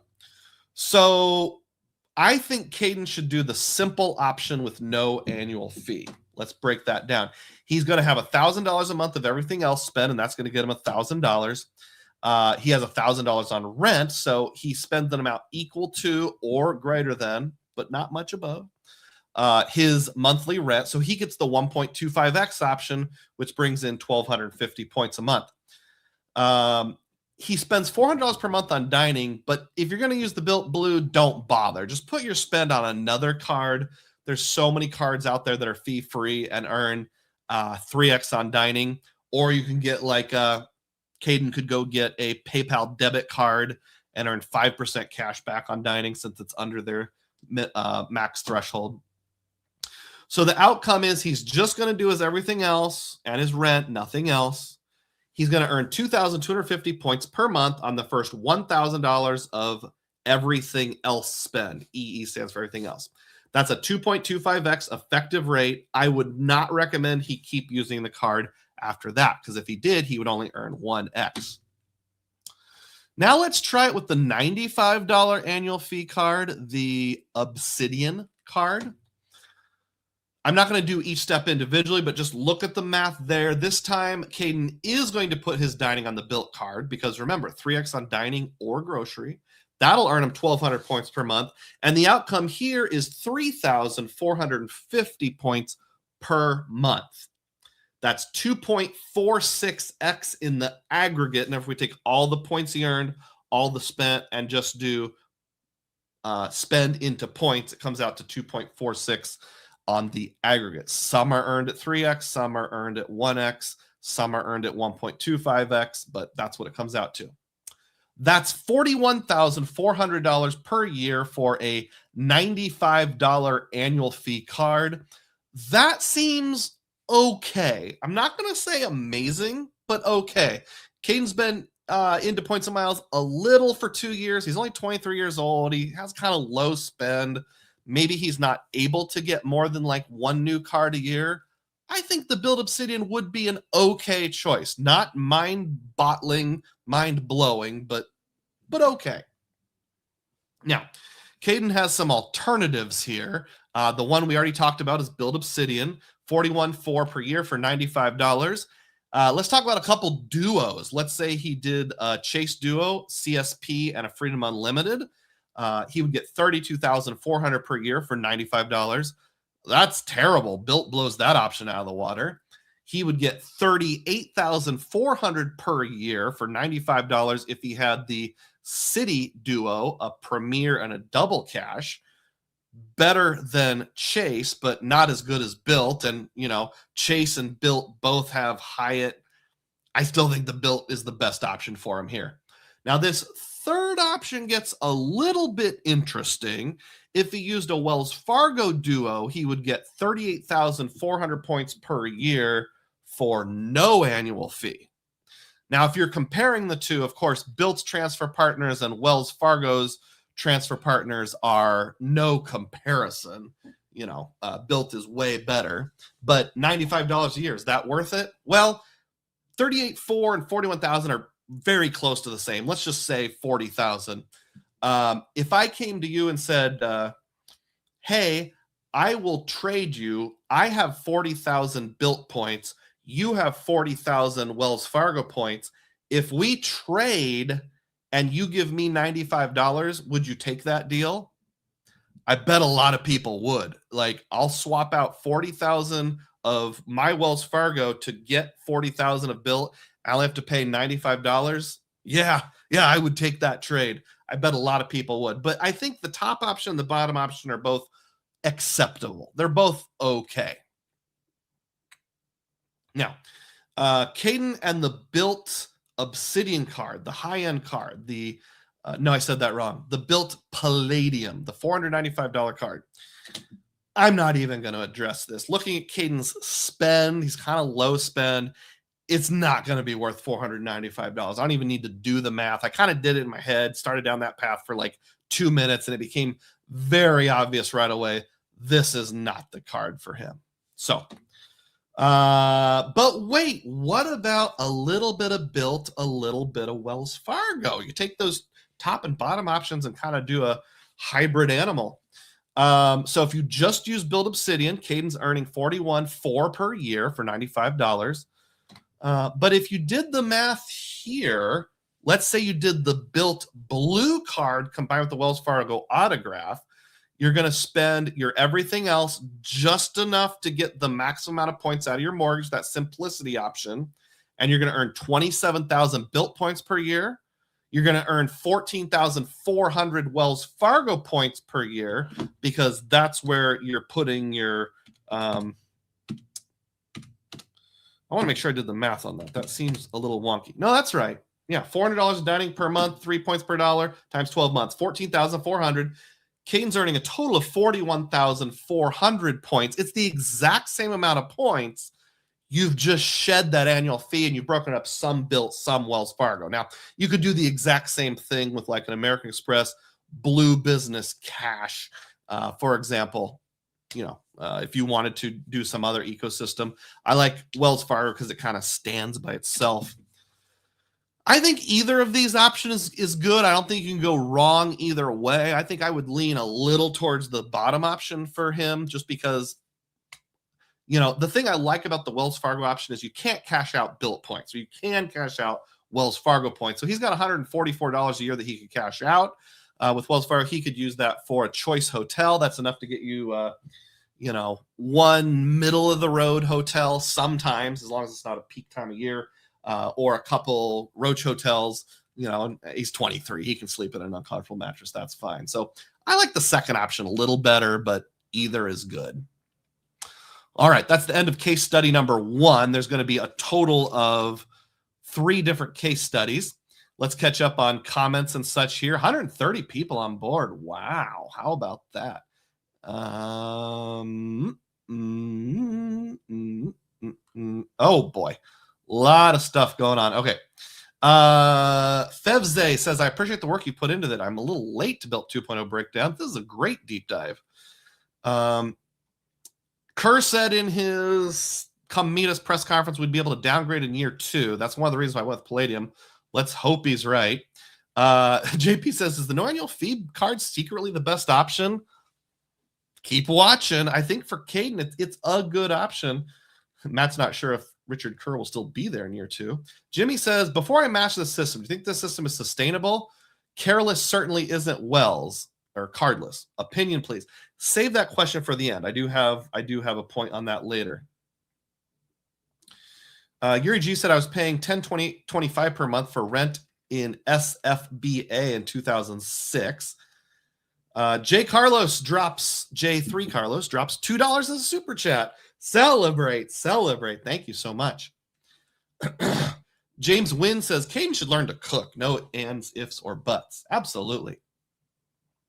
Hey, Matt Clausen's here. Nope, that's not Matt Clausen. Matt Clausen is there. Who I was thinking was Anthony Venture. Anthony Venture is here. Let's go, Dugroz. Hey, everyone, this morning. How you doing, Anthony? Good to see you on board. NYCSDE says, I feel bad for most of you spending this much monthly outside rent and mortgage. You all need to learn to invest and cook. Sheesh. It is a made-up AI person, just for clarification. Caden's not real, but I bet there's a lot of people like him. I talked to an empty nester friend of mine a year or so ago, and he has a daughter who's like 27, 28, and they went to visit her at her apartment, and we're trying to give her some financial advice. She was spending like $300 a month on DoorDash and Uber Eats. So it happens. Rex Blind is here and says, hola, mi Dugrazio. Celebrate. Thank you, Rex. I appreciate that. Back at you from Kugelos. Let's see. Yuri says it briefly got up to 134. James Wynn says, I watch in a group, so it's 140 people watching. What's the name of your group? And they watch me on Saturday mornings?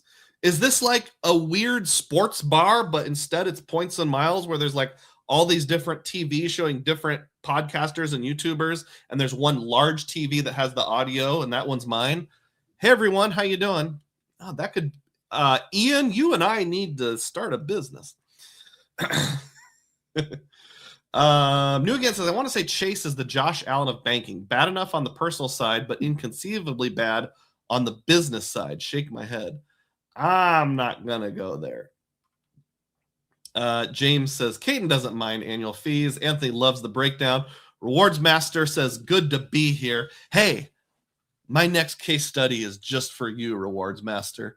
It's people saying hi to each other. Santillo says, I don't rent, nor do I have a mortgage. Subtle flex, I know. Is anyone else in this boat and approved for a BILT card? Wonder if they deny you if you don't have rent or mortgage. DEM says, what makes the Palladium appealing is that no matter how you dice it, if you're using a 2x catch-all and a 4 to 5x grocery card, the blended average is somewhere around 3.3x anyway, so it could be a good one, I'm guessing is what you're going to say. If you had a player too who got the Obsidian, you had Palladium, they have Obsidian or something like that, that could be a good combo too. And wants to know, after year 2, does the value stay minus the future gold and 50K? Depends on who you ask, but we're doing it based on annual spend. We're not checking on the sign-up bonus. Joe is here. Joe Barreto, what's up, mi gente? Sorry I'm late. I was studying for my BILT exam. You'll have to take it in the vice principal's office after school because all the other kids have already started. Go to the principal's office. To all you, Fev Zay, 9316, 9315. To all you creators, you guys are awesome. The amount of work you put into CCs and supporting each other kind of blows my mind. Absolutely. The belt is waiting for Joe. Not the belt. Okay, let's see. New Again says, what about your BILT versus Wells Fargo swap scenario? I'm going to wait due to Wells Fargo mastery and simplicity and value. I expect to beyond the double down on Wells Fargo strategy. Yeah, let's see what Wells Fargo comes out with somewhere around that second or third week in February. Rex says I should do a case study in Anthony Ventures collection. We'll have to work together. JP says, Doug, we know Caden isn't right for the Palladium, but why do you skip the math? That's the card people are getting the Palladium, and many people are having it with low-level spend. The honest answer, JP, is I wanted to get 5 hours of sleep, so I just didn't get to it. El Puma feeding the algorithm. Guna Diver says, Mr. Kerr said you have to buy 5 bananas monthly in order to downgrade at year 2. Yep, that sounds credible. Rex says, no, dude, your live is the new Saturday morning cartoons. JP says, I was coming to the conclusion last night that the no annual fee card is the best option, even though at first I thought it was bad, but I thought that the points accelerator was an option for it. It's not, unfortunately. James is laughing at my 5 hours of sleep. I don't know if maybe some people are laughing like, that's all I ever get is 5 hours of sleep. All right, oh man, my camera is betraying me. Good enough. All right. Next case study here. Roger, age 57, is a married empty nester. His mortgage is $5,000 per month. He spends $7,000 per month on everything else. He is way into points and miles. I mean, just look at Roger. Holy cow. So summarizing Roger, mortgage of $5,000 per month, $7,000 per month of everything else, knows his stuff. I'm just going to skip the blue and the obsidian and go right to the palladium for Roger. This is such an obvious fit. So Roger should be doing the BILT cash option with the $495 annual fee. And remember how earlier I said, if your spending is going to exceed your monthly mortgage amount, you'll want to do the BILT cash option. Unlock your mortgage first, and then with whatever's left, do the points accelerator. That's exactly what Roger's going to do. So his mortgage alone is going to earn him 60,000 points a year. His everything else spend is going to be 84,000 a year. That's what 7 times 12 is. But we have to break this down. So the first 45K of spend goes to unlock the mortgage. The next 25K of spend per year activates the point accelerator, 5K times 5, because that's the most you can do. You can't do more than, it's 5 units of 5,000. So unlocking more than that's pointless. And then he'll have $14,000 of spend left over, which nets him $560 in BILT cash to play with. So maybe he's going to grab a couple Uber rides. He'll book something in the portal. He'll go to a comedy club. He loves working out at a BILT approved gymnasium, something like that. I think Roger works out. So his accelerated earnings will get him 25K a year at 3x. That's 75,000. His non-accelerated earnings will get him 59K a year at 2x. That's 118,000. Now, someone could argue when he hits the end of the point accelerator, he should stop and put it on something else. It depends. If he's a fan of the rewards master, he loves BILT so much, he would rather get 2x BILT than like 3% cash back with Robinhood. He would rather get 2x with BILT than 2x with Amex or 2x with Wells Fargo. So let's assume, again, Roger really knows his stuff. He's got transfer partners down. The outcome is 253,000. Roger's outcome is 253,000 points per year, and that's an aggregate across mortgage, accelerated, non-accelerated, of 3.01 cashback equivalent, or not cashback equivalent, but points per dollar spent on the aggregate. I think, yep, that's the end of Roger. Roger's a short one. He's an easy one. If you're a high roller with lots of spend, go straight to the Palladium. Where were I? Okay, background balloons here. How you doing, background? Laugh my flipping altitude off. BILT 2.0 math makes writing that last minute 10-page essay in high school and not getting sleep because of it look easy. James Wynn says, Roger is me. Awesome. Congratulations on earning 253,000 BILT points a year. And says, we back in math class. We sure are. Guna Diver says, thinking increasing rent to 4K per month, pay $200 accelerator for 3X and pay it with Summit. That's the Atmos card, right? Thinking about catch-all spend between 17 and 2,000, earning 12,000 Atmos miles and BILT points of approximately 60 to 70K. I haven't got into the Atmos BILT combo, and I won't in this live stream because it's just another variable. It's like option 1, option 2, card 1, 2, 3. Within option 2, you have A, min-max the mortgage. B, do point accelerator. C, swap in some Atmos. You got so many options. DEM is weighing the same. Ronald Huzo, HU3ZO. If I said it wrong, I apologize. 132 in the live stream. Hey, now we got 136. That's another record. Breaking all kinds of records today. I guess BILT is popular, or at least on people's minds. Yuri says, you don't need to go to a comedy club. You can sign up for BILT rewards instead. Good job, Yuri. Stinky Monkey says, I'm loving these comparisons. So important stuff looking at BILT in a vacuum. There's lots of paths. New Again says, Roger gonna redeem those 253 BILT points for statement credits.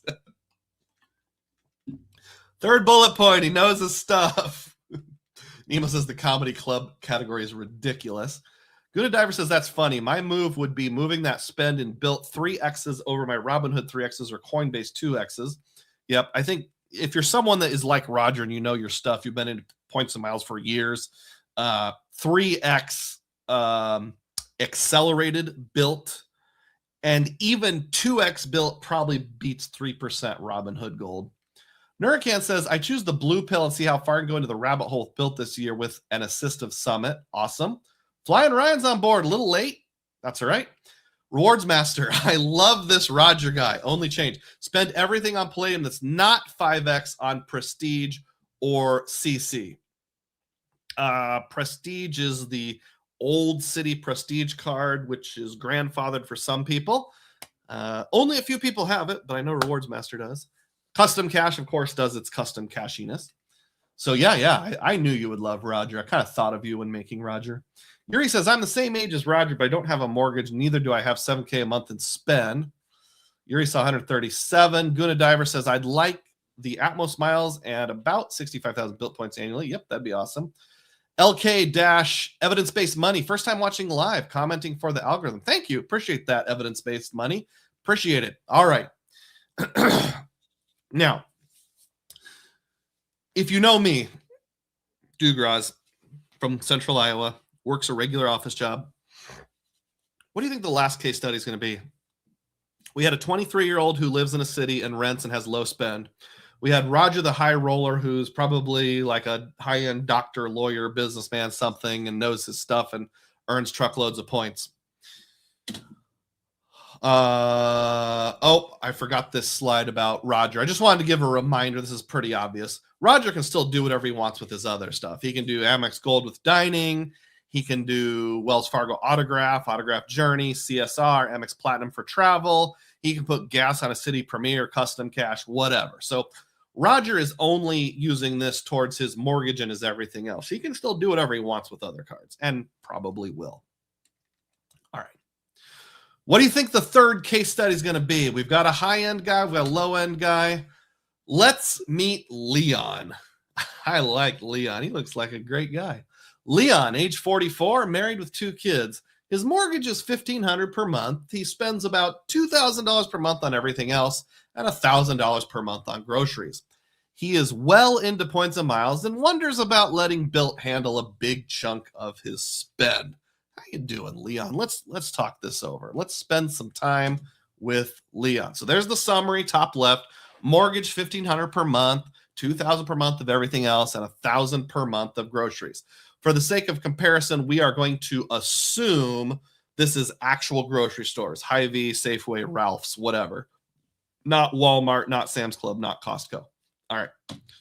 So we're going to rule out the BILT Blue right away because he's got that $1,000 per month of grocery spend. And if he's got that much grocery spend, he should at least be looking at the Obsidian, right? Well, let's run through the scenarios here. So with the Obsidian, let's say we do the simple option and he just wants to get the 1.2x on his mortgage and stop there. Now, what's handy is since he spends $1,000 per month on groceries, well, ignore that part. I'll come back to that. So the simple option, $2,000 on everything else, that nets him $2,000 a month. And he's going to get 1.25x on that $1,500 mortgage, which will net him $1,875. He's going to spend $1,000 a month on grocery, which is going to net him 3,000 points per month. The outcome is $6,875 per month, which is a 2.29x aggregate or $82,500 per year. Meh, that's just fair. It's not great. Feels like with that much grocery spend, his aggregate should be more than 2.29. And of course, the big problem here is putting his everything else spend on a 1x earner. So let's see what we can do about that. All right, let's switch him from the simplicity option over to the BILT cash option on the $95 Obsidian card and see what we got. So he's going to have the same $2,000 a month on everything else, same $1,500 per month on mortgage, same $1,000 per month on grocery will earn him $3,000. Now the first $1,125 per month unlocks the mortgage, and that leaves him with enough bandwidth, I guess you'd say, to do the accelerator 4 times per year. So not the full 5, but he has enough to do it 4 times per year. So his mortgage per year is going to be $18,000. That's the same. $20,000 accelerated because it's 4 units of 5,000 is going to earn it 2x. Now that's $40,000. The other $4,000 left over from his everything else spend per year, non-accelerated 1x, earns him 4,000 points. The grocery remains at 3x, which is 36,000. So the outcome is 98,000 points per year. That is a 2.72x aggregate earning on all of this. Basically, Roger's taking all of his everything else, all of his grocery. What comes out? 2.72 is a lot better than the 2.2 something we just saw. So he's moving in the right direction. In Roger's case, the BILT cash option at 98,000 beats out the simplicity option at 82,500. Even though the simplicity option has that 1.25x, he's got all this everything else spend above and beyond his mortgage. So he would do better with BILT cash. But I feel like the 98,000 per year is still like, it's better. It's pretty good, but I just feel like a combination of multiple cards, he could do better. But before I get into that, just for kicks and giggles, just for the sake of finding out, let's see what Leon does with the BILT Obsidian card. So it's pretty easy here. The mortgage is the same, but we're putting all spend on it. The first 20K is accelerated. That's 60,000. The non-accelerated is 16,000. 2x, that's 32,000. The outcome is 110,000 per year. So now he's up to a 3.06 aggregate, which sounds great. Sounds a lot better. We've cleared 100,000 points, but it's $495 a year. Can we do better than that? Like, he's getting 3x on some of his grocery spend, but not all of his grocery spend. He's kind of mushing grocery in with everything else. And I feel like if we kind of segregate that out a little bit better, Leon can do even better than that.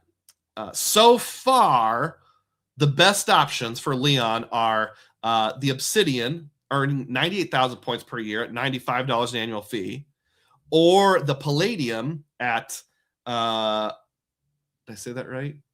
Yeah, Obsidian is like the color black. I keep getting that mixed up. $95 Obsidian, 98,000 points, $95 annual fee, or the Obsidian, 110,000 a year, $495 annual fee. So we're talking a difference of 12,000 points, but a difference of $400 in annual fees. I don't think the coupon, the 2 BILT portal bookings per year, where you have to book 2 nights and get $200 off, makes that worth it. That's not that appealing to me. You're basically buying points at 3.33 cents per point.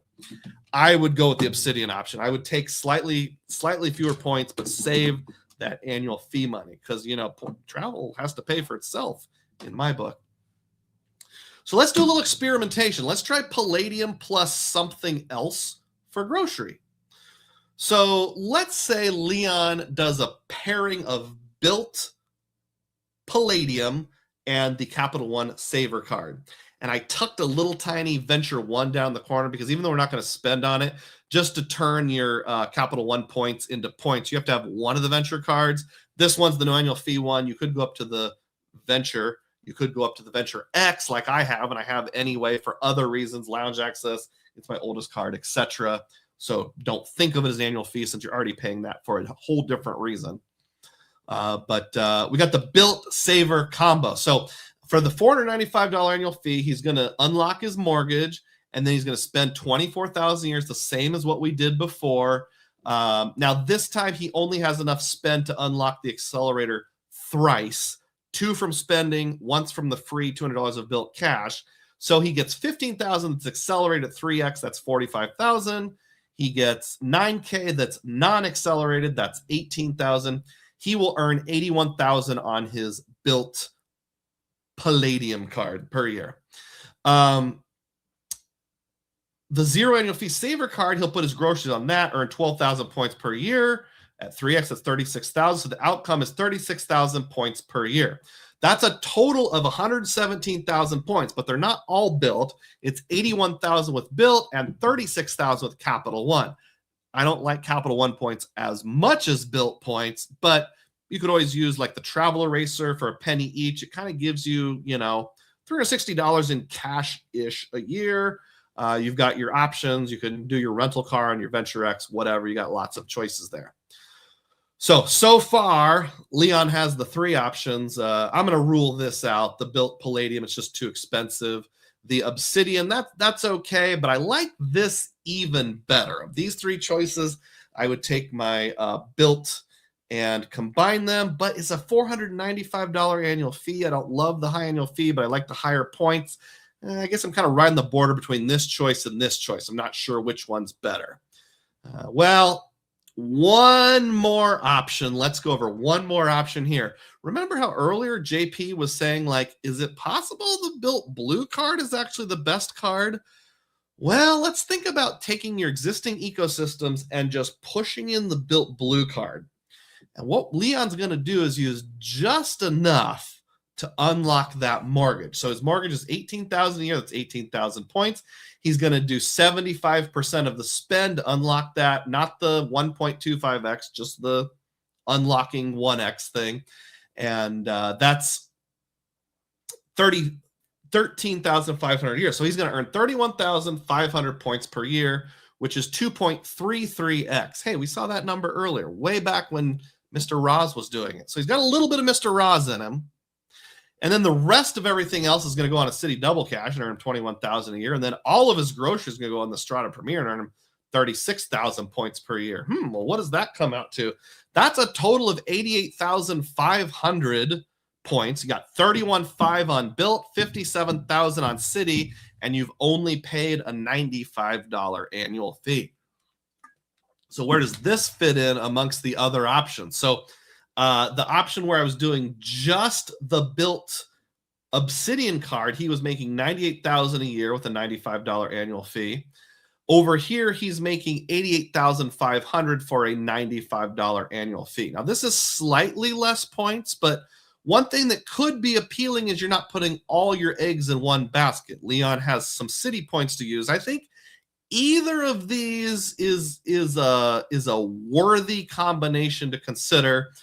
But I would say just using the Obsidian is better, probably. But I'm not going to fault Leon for choosing either of these. All right, I said one more option. Okay. One last option. Let's look this over here. So we got the same amount of spend, but this time we're going to take the BILT Obsidian card and use that just for maxing out grocery and a tad more to unlock the mortgage, and put everything else on the Citi double cash and see how that goes.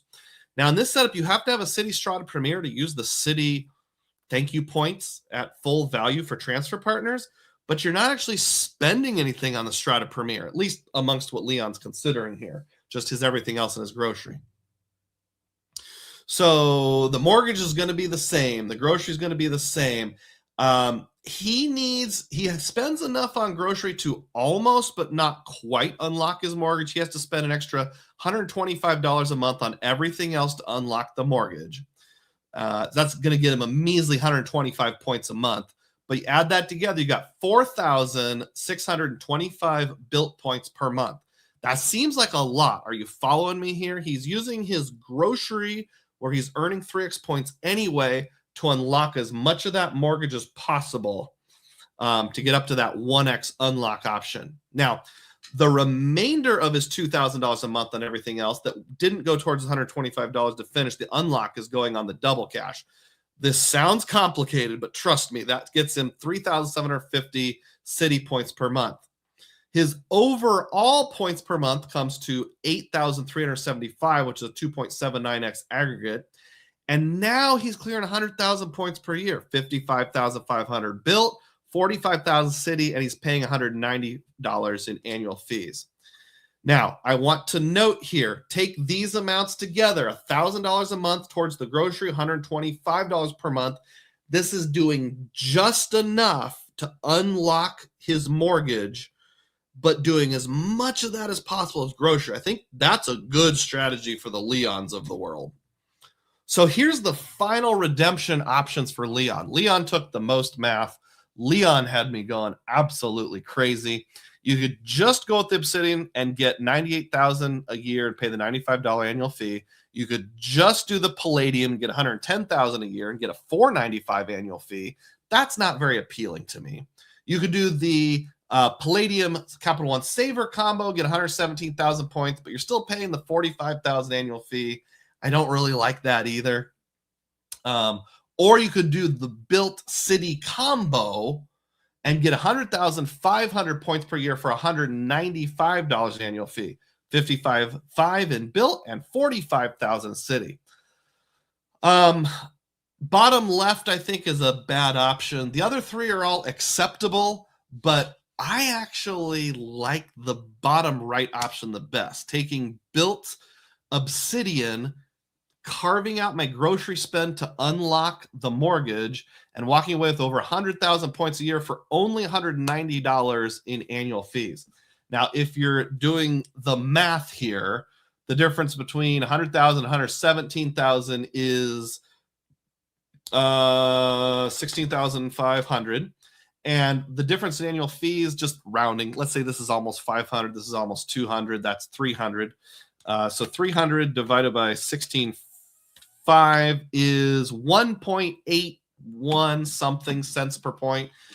Would you buy points at 1.8 cents per point? I wouldn't. Some people might, if you know you're going to be getting 6 or 7 BILT points. But I think for the Leon and me, I'm Leon. Yes, you figured it out. I'd go with that bottom right option there. So yeah, that's why I'm pointing to that one. That's the one that I think is best. Okay, we've got some summaries here, but I got to catch up on comments. There's about a jillion of them here. Oh, my word. I'm going way on back here. Okay. We talked about Roger, how he's redeeming at comedy clubs. We talked about that. Okay. LN330 drops a $5 super chat. Celebrate. Thank you. Dugroz, thank you so much for all the time and effort and math you put in these live streams. Keep up the good work, sir. Thank you. And thank you to all of those who have dropped super chats.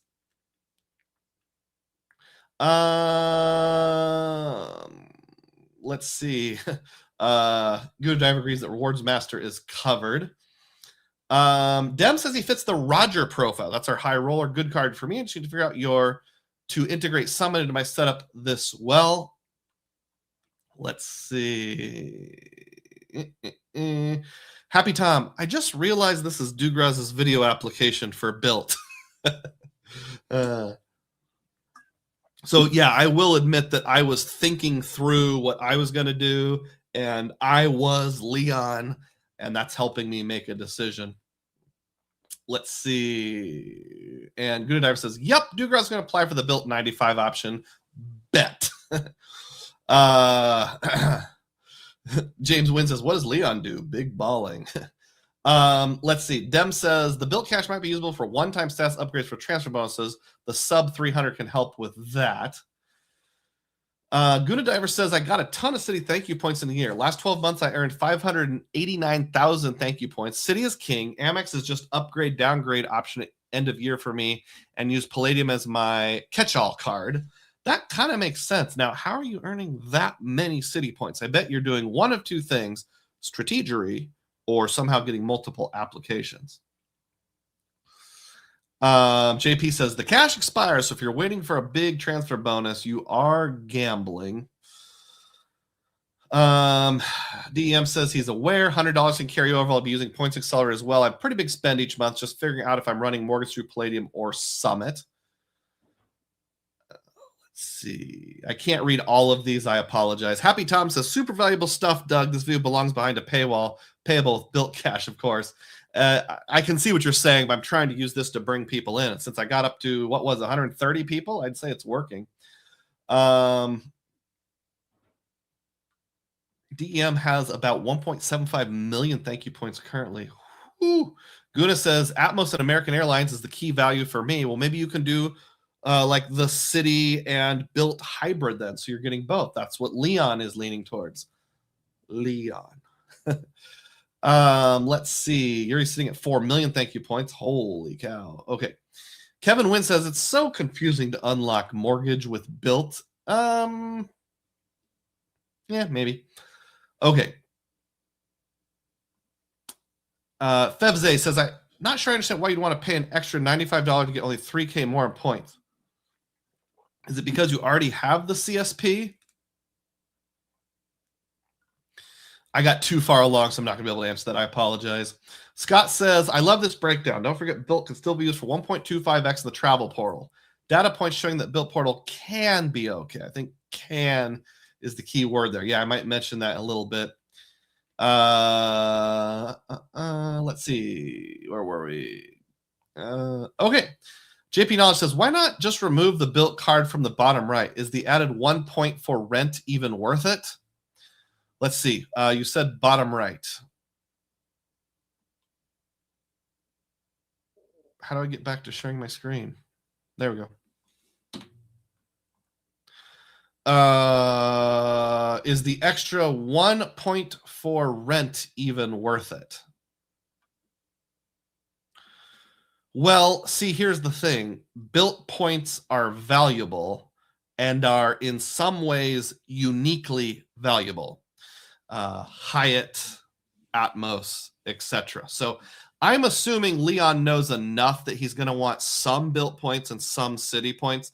But you're right. I bet the extra 1 point earned on mortgage probably isn't that awesome with an extra $95 annual fee.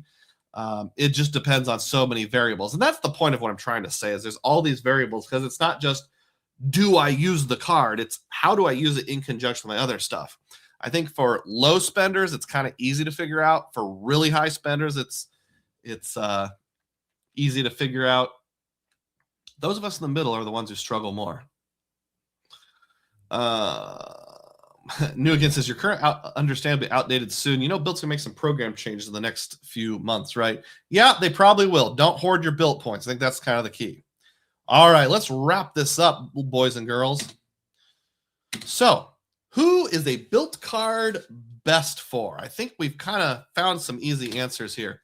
One of them is big spenders, the Rogers of the world. You have a fairly big mortgage and you're spending even above and beyond the mortgage. And I think you could argue if you're a big spender but have a small mortgage, that could work too.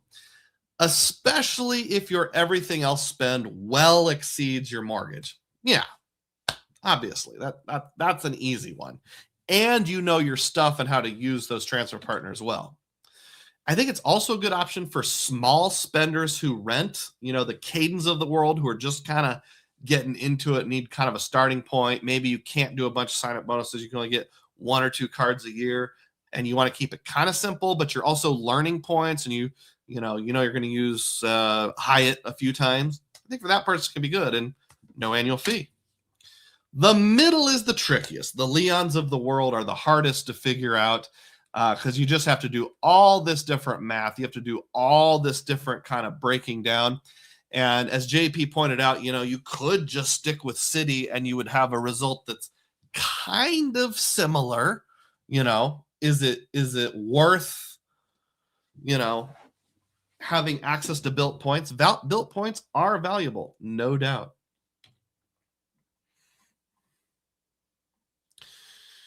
Continuing on who a BILT card is best for, the 50,000 first year sign-up bonus on the Palladium makes year one almost always worth it. There would be very few scenarios where it's not worthwhile. You know, if you're doing some serious strategy and can kind of milk some other ecosystem for all it's worth, I get that. But I bet for 70% of the people in our community, that year one sub will always make it worth it.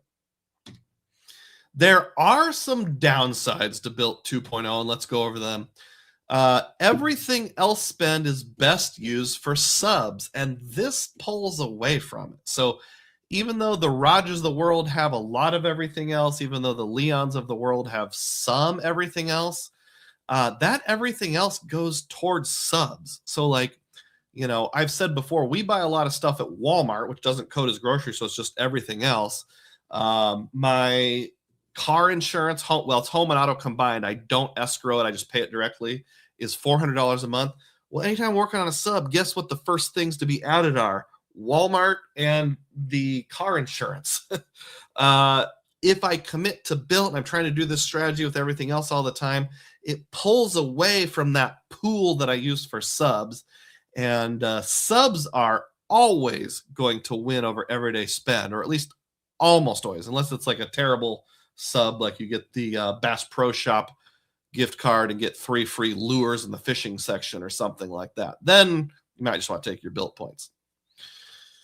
There's not a good cash out option, and I might need some. I tried to get as much as possible my cash from real cash back, like the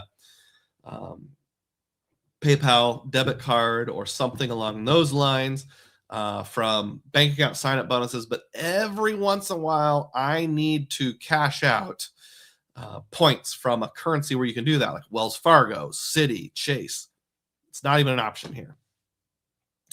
And then while BILT transfers are great, they don't have them all. And I'm mostly thinking of American Airlines.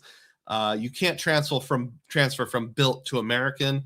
And here in Des Moines, where I live, a plurality of the flights I take would be with American. So I feel like I have to keep Citi going at least some, or find some top-notch portal option. Maybe Wells Fargo will come through with their new card in a month. Some general downsides. If you don't know how to make decent use of transfer partners, BILT is worthless. I mean, at a bare minimum, you should know how to do good Hyatts. If you're like just going to be using the portal all the time, or cashing out, or doing statement credits, don't. Other than that, maybe year one sign-up bonus. I wouldn't do it. I know somebody joked earlier that Roger's going to use his 280,000 points, whatever it was, for statement credits. Don't do that. Don't do that. There are some reports of bad value in the BILT portal. I have not personally tried the BILT portal yet. That's on my to-do list to poke around a little. Maybe that could be a future theme of the day or something like that. I think Cesar Joel said like 2 out of 3 hotel bookings he tried were inflated at least a little bit. So if you're thinking, well, I'll just use the travel portal, at least I know for sure I'm getting 1.25 on my BILT points. Maybe you are, maybe you aren't. General upsides to BILT 2.0.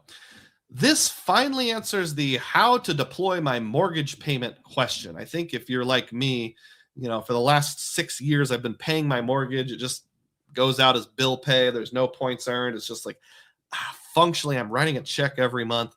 My mortgage is more than 1,000, but less than 1,500. And this answers the question of how I can deploy that. It's good to know. It's a good way to up spend.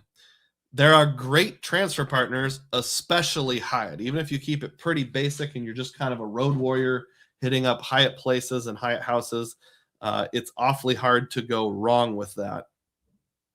Definitely hard to go wrong with that.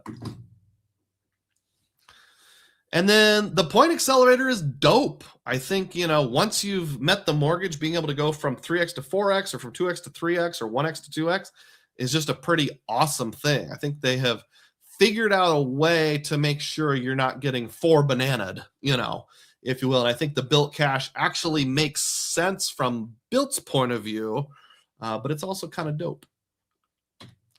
Here's some mild unknowns, like things that we don't know, but I doubt will be an issue, or at least much of an issue. Can I do mortgage unlock and points accelerator at the same time? I believe the answer is yes, because when I read through the FAQ, it said some things are limited per month or per year. Some are limited per spend. So the point accelerator is just limited per spend. You can only do 5,000. But as soon as you have the points, you finish your last one, you can do it again. And the mortgage unlock is just a per month. So I think those are compatible. They sound compatible, but if we found out that you cannot do them at the same time, that would cause a lot of problems. Here's a mild question. Can the $30 of BILT cash to unlock $1,000 of mortgage be prorated? So for example, like I said, my mortgage is between $1,000 and $1,500. I don't want to have to use $30 of BILT cash twice to get my full mortgage value. So I'm assuming I can do something like $45 of BILT cash. I don't have to go all the way up to $60 of BILT cash. I'm assuming they listed it on the FAQ that way because just to make it easier to understand. But technically, there's nothing in writing that says, yeah, it's just this 750 over 1,000 ratio and you're good. There's nothing that says that. It's worded as 30 per 1,000. So if it's like, nope, either do 1,000 or 2,000, there's no middle ground, that would stink. And then another mild unknown is, how fast does BILT cash post? So like, say you make a big purchase, you make a $2,000 purchase to finish off a $5,000 increment to unlock another points accelerator. If it posts like same day you hit that increment, great. But if it takes 10 business days to post, that means I'm sitting around not able to use my BILT card accelerated. So I'm probably not going to use it at all in the meantime. And then there's one or two massive unknowns that we need to address the elephant in the room. First, how does it time out on January 1st of each year? I have to pay my mortgage, and at least with the old version, it was always on the 1st of each month, but my BILT cash just expired the day before on December 31st. This is more of an issue for the blue and the obsidian than the palladium. Since the Palladium injects $200 at the start of each year, and it says on January 1st, I'm assuming you can log in January 1st and do it exactly at that time. But if you have the blue or the obsidian and your BILT cash either just expired or you knew it was expired, so you need it, and you want to pay that January mortgage, how are you going to earn enough points on the same day to pay your mortgage on January 1st? So I can see a lot of people not using it to pay their mortgage in December because they're going to have points expire and not use it in January. That's kind of a silly thing where they've kind of hacked themselves. Or maybe they're just trying to have intentional breakage, knowing at least once a year, people are going to not earn points on their mortgage. So that's kind of a huge question. It also comes back to how quickly do earned points post. Also, how annoying it is that you have to log in and do this on a certain day each month. Now, I believe the way it works is you pay your mortgage on the 1st, then you have the rest of the month to unlock it. But you have to have the cash to unlock it, and a bunch of it just expired at the end of December. So I think you see what I'm getting at. And then what if Hyatt gets sick of the influx of points? They decide to either leave BILT or devalue. I think a lot of people are doing this for Hyatt. Second place is probably Atmos. Third place is probably Aeroplan. But what if Hyatt's like, we've got all these people transferring in, we're not charging enough. And then they start charging BILT more per point when they buy it from Hyatt. And eventually they'll hit a point where that's not sustainable if there's too much Hyattage.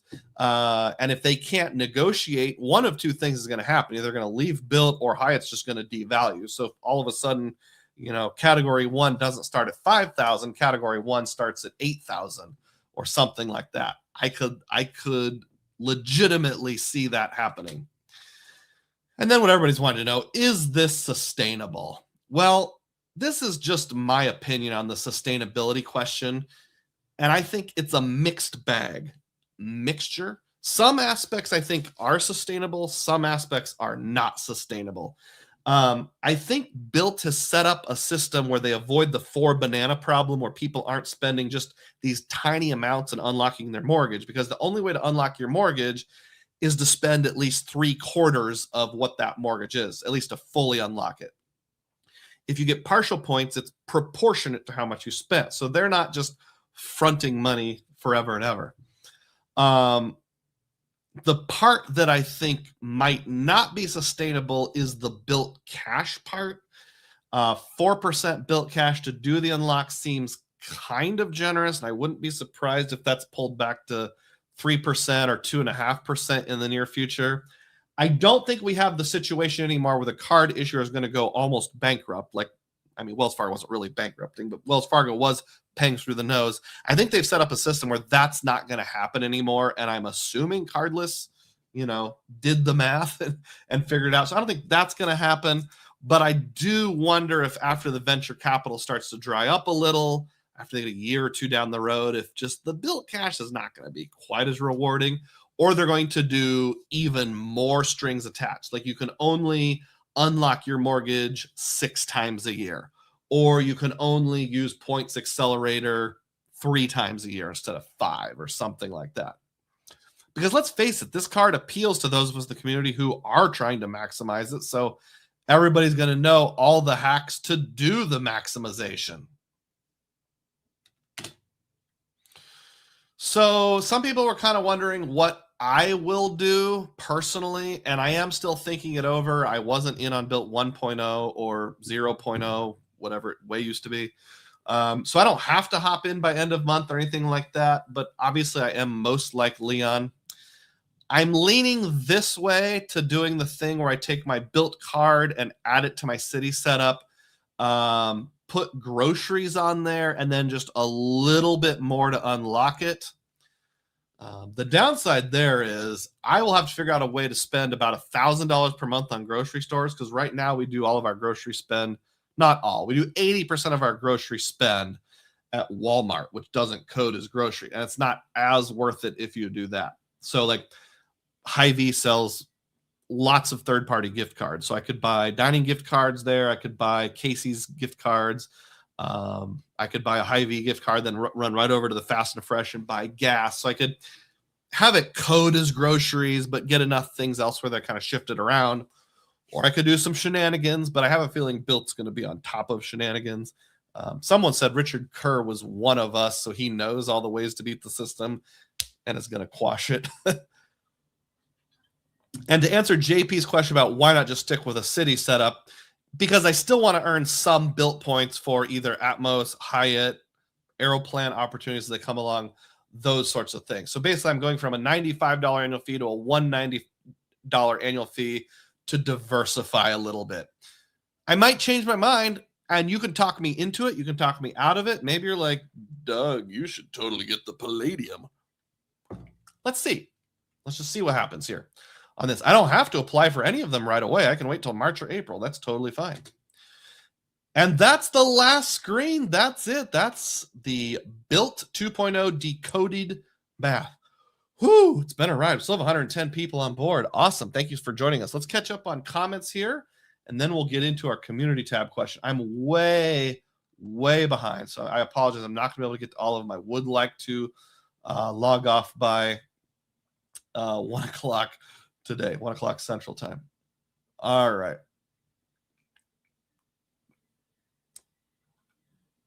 Where were we? Okay, that's the comment JP mentioned that I referenced. I think that's about as far as I got.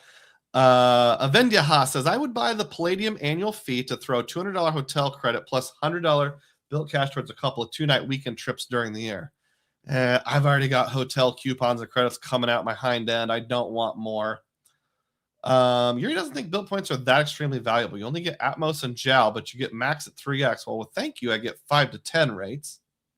You're so unique, Yuri. I think what you do doesn't apply to everyone. Rex says CSP, both Citi and Chase, are still better for the average Joe. Just dropped a video about that topic this morning at Rex Rewards. I only figured out recently, Rex, that you are a content creator of some kind. And my memory is you have a different way of doing it. Like, I think you use AI generated images and you voice them over, but correct me if I'm wrong. I don't think you sit in front of a camera like I do. But yeah, check out at Rex Rewards and see what happens. Nugan thinks BILT's only available if you're all about Alaska or Hyatt. Mike wants to know if this has changed my mind, if I would get the card one way or the other. Asking that to everyone. It's helped me think it through a little bit. It's not a shotgun answer where it's valuable no matter what. It's valuable in certain use cases. Jimmy Duff says, I'd like to nominate this video for a Pointer Award in the Explaining Hard Stuff category. Awesome. I don't know what a Pointer Award is.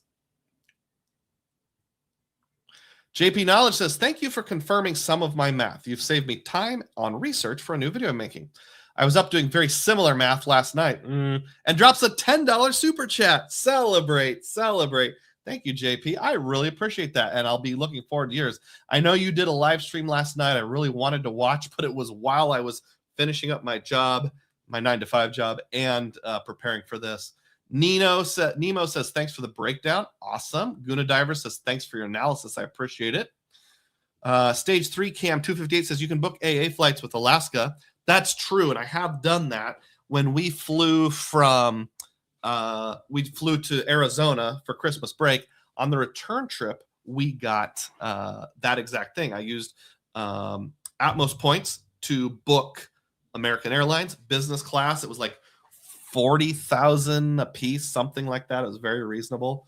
Less than that, actually. I think it was 30,500 a piece, something along those lines. It was great. But you'll notice I said return trip. I was not able to book the trip there. And that's the problem trying to book AA with Alaska. They just don't have all the availability. American Airlines has far more availability in their own program than what they release to their One World partners. That's what Yuri just said.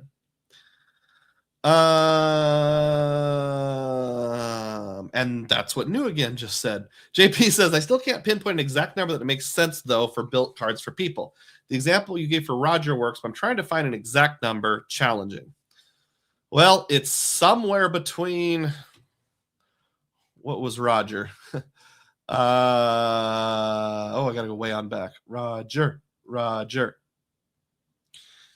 So Roger spends $5,000 per month on mortgages, $7,000 per month on everything else, whereas Leon spends $2,000 per month on everything else, has a $1,500 mortgage. So somewhere between those two is the point of it's completely and totally obvious. Let's see. Says Guna Diver says, sounds like Dugroz is going 4.33 with Obsidian. Just saying. Bet one, right, Dugroz? Right now, you're winning. I think you're the odds-on favorite to win the Points Bowl. JP says, Travel Portal is much more expensive unless you do non-refundable hotel bookings from what I researched last night. There we go. Guna thinks I might go with 4.25 with 1.25 on the mortgage. Yuri confirms BILT Portal is expensive and it's mostly non-refundable. It sucks. James Wynn points out 100% tariffs with Canada soon. Be careful, my Canadian friends. JP says, if you can't do both at the same time, that would really mess up the math. If you can't do Points Accelerator and unlock your mortgage at the same time, that would mess things up. I put it as a mild concern because I think that's unlikely, but raise your hand if you're a little concerned about it.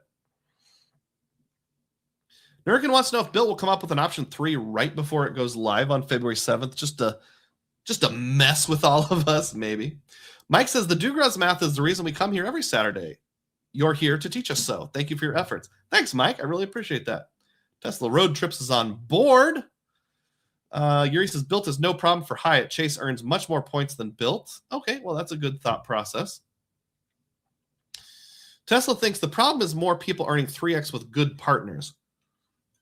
Seems unsustainable. That's in the neighborhood of what I was getting at. Yuri said Chase earns way more points than BILT. Rex thinks that's right. Yuri says, I bet that BILT can get rid of Hyatt since those points are the most expensive for him. And that's kind of what I mean. It's not necessarily that Hyatt's going to have a problem. It's that, well, no, I did say Hyatt would have a problem. So I'm dumb.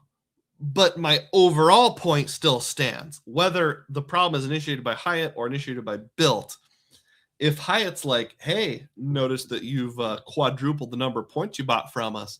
Instead of paying 0.9 cents per point for those, we want you to pay 1.1 cents per point for those. They're going to be like, no! Tesla thinks there will be devaluations. Yuri thinks it's going to be the next Mesa. Ooh. DEM says Guna Diver was right. J3 Carlos says, BILT is making people do things they would not normally do. That's true. But like with the Caden example, the low spender, if you just carve out things you're going to spend anyway, and your options are fee-free, earn 2x up to your mortgage amount on BILT, or earn 2x on some other 2x everywhere card, Citi Double Cash, Wells Fargo Simplicity, or whatever it's called. That's not really changing behavior. So some people will do things they wouldn't normally do. Like if you're going to take a weekend trip just to use the hotel credits, but you overspend by $250, that's a ouchy behavior change. Febze says the PayPal debit card still works at Walmart for 5%. Awesome. Rex says BILT is fun, but eventually Twister is a boring game. That's a good point. Matt says when Cardless leaves a business sector, they just close the account overnight. They did it to their sports team co-branded cards and Simon. I wouldn't put significant faith in Cardless. Are you talking Simon Malls? I didn't know there even was a Cardless card for Simon Malls. Rex says CSP is still the everyman king. JP says they have said that Hyatt is an expensive partner to have, so they are paying a premium for their points. I don't think they're the best partner, but they're one of the most costly partners. That doesn't sow hope. Tesla says, I'm waiting for the first cardless shutdowns for buying gold. Let's see. Where were we? Gunadive says, Dugroz, get the card, make more content. Streams and content will pay for your BILT $95 annual fee easily. Well, yeah, if I get up into the 130s more often, that's definitely true. Thank you, Gunadiver. Good point. Sometimes because I'm a content creator, I might do things that I wouldn't do if I was just Leon. Tesla Road Trips drops a $1.99 super sticker. Celebrate. Thank you so much. I appreciate that. Celebrate. Okay. Let's see. Ziza says, may I ask what gift cards on DoorDash you're buying for City Nights? I see you're a channel member, Ziza. Let's keep that behind the membership paywall. Just go into any of my membership videos and ask me, members only videos, and ask me. I'll be happy to share. JP says, I was also thinking the obsidian. I just have to remember, obsidian is like a black pillar. Obsidian is like a specific kind of rock, isn't it? Obsidian. Nope. Obsidian rock. All right. Here we are, everyone. We're all going to learn about this together here. Obsidian is a naturally occurring volcanic glass formed when Theslic lava cools rapidly with minimal crystal growth, resulting in a smooth, brittle rock with sharp conchoidal features. All right, here's some obsidian. So yeah, just remember, black, middle, obsidian. Yes. Okay. Back to where we were. JP, I was thinking getting the obsidian. The thing stopping me is no welcome offer. Because of that, it will not reach the earnings of other cards, even with the rent point seller for years at 1x more. I hear what you're saying. They do kind of sort of have the $200 of BILT cash. You get a sign-up bonus, but that's just enough to unlock your first mortgage or your accelerator. Nuracan drops $4.99. Celebrate. I appreciate the time and effort you do for BILT for 2026. You're welcome. Thank you. For those of you who got on late, I will say anything you contribute to my channel, 20% of that goes to support my family budget because this is a part-time job. And then the other 80%-ish, I might change it to 75%, goes back into reinvest into my channel. So any gift, no matter how big, no matter how small, helps. And wow, you guys are doing great. This wants to know if there's a video on this. I might have missed it. A video on what?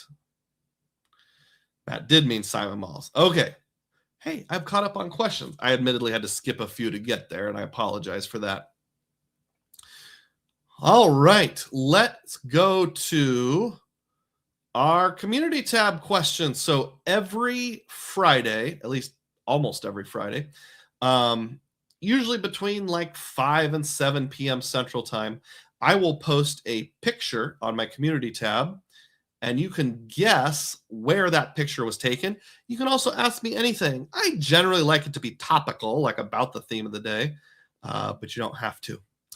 Just to clarify, I have not made a DoorDash gift card topical video yet, but I probably will. So I thought if you go to one of my members only videos and ask me, I'll just give you a short answer, and then I'll be more likely to make a video later.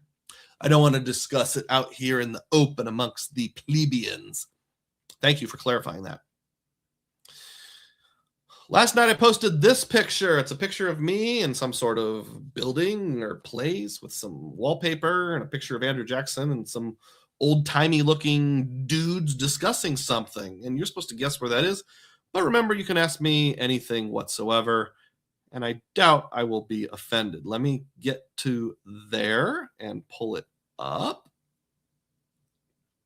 and see what the questions are. Okay. Flying Ryan guessed this was at the Haunted Mansion at Disneyland or something like that. Nope. I like the guess, but no. Let's see. Family Travel with John says, I would be interested in the math of pure points maximization with the Palladium. BILT cash redemption for points or spend 100% of housing for 1.25 on it. Pay for points accelerator or not. When does it make sense to do what, considering numbers of housing spend versus everyday spend? And my answer was I have something in that neighborhood. So hopefully the entire presentation helped with that. I wish there was one answer that helped everyone, but unfortunately there's not. There's multiple answers. As it relates to the picture on the screen right now, Bob Travels made this guess. You are touring the Owens Thomas house in Savannah, Georgia. This is a picture of the drawing room. You have to take the picture quickly because the tour guide's going to go so fast, she can go out on her smoke break behind the carriage house. And I'm like, yes, but no, that's not it. But that's an epic guess, Bob. I appreciate your guesses every week. Mike Newland came on and commented, what is the over-under on Dugroz slides on this live? My guess is 207, one of them being Dugroz Eats. Well, I did kind of have a Dugroz Eats, but it wasn't a slide. It was part of the Dugroz data points. You could buy some Durozes. I actually ended with 87 slides, so you're a little under. That's a lot. That's a lot for my standards, but it's not quite 207. Thanks, Mike. I appreciate it. Down on a Mission guessed this picture was taken at Andrew Jackson's Hermitage. Nope, the picture is someone who had a picture of Jackson on the wall, but it's not Andrew Jackson's house. Cal Durds wants to know this. What would be your go-to replacement card for each of the BILT cards if you couldn't get any? Well, let me go to my screenshot here and hold on. My thing is crashing. Okay. What I would do for replacements if I could not actually get the BILT card. So the BILT Blue card, basically up to your mortgage amount, takes your mortgage, unlocks it at either 1x or 1.25. So it's sort of like a 2x everywhere card in that sense, up to your mortgage. So you got lots of choices. You could use your Amex Blue Business Plus. You could use the Wells Fargo Active Cash. You could use the Citi Double Cash. I'm not done it yet, but I'm leaning into Citi. And as soon as I finish a couple sign-up bonuses, I'm going to unlock the Double Cash. So that's where I would go. What always disappoints me about Chase is that if you want to use Chase, you only get 1.5x instead of 2x. So always a little bit of a bummer. Thank you, Calderds. Scott says, you previously mentioned the option to use BILT alongside Chase and or Aeroplan. I'm looking forward to hearing your thoughts on all of it. My brain has been spinning with BILT. Give us clarity, Doug.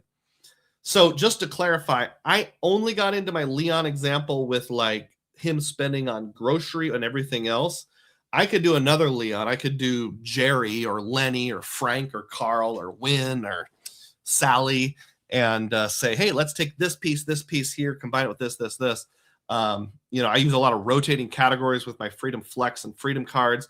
Those end up going over to Aeroplan where I can, boom, pay myself back at 1.625 or more cents per point. So that is a good thing. So I guess if you guys really want to see me do another BILT video on another breakdown, I can't do this every weekend because it takes so much more time than regular videos, but I'll give it consideration.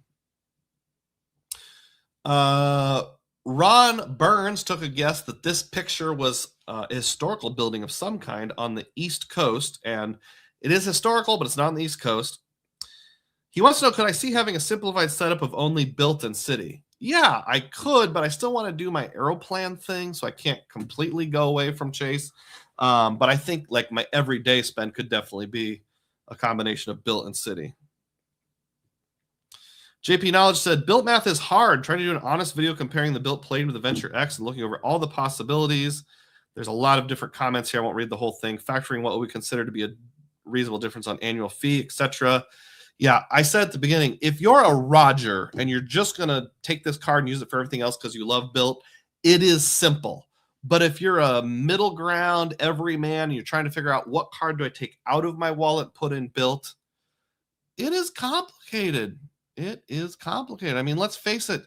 Frequent Miler would not have, made an entire chart of how it works if it wasn't at least somewhat complicated.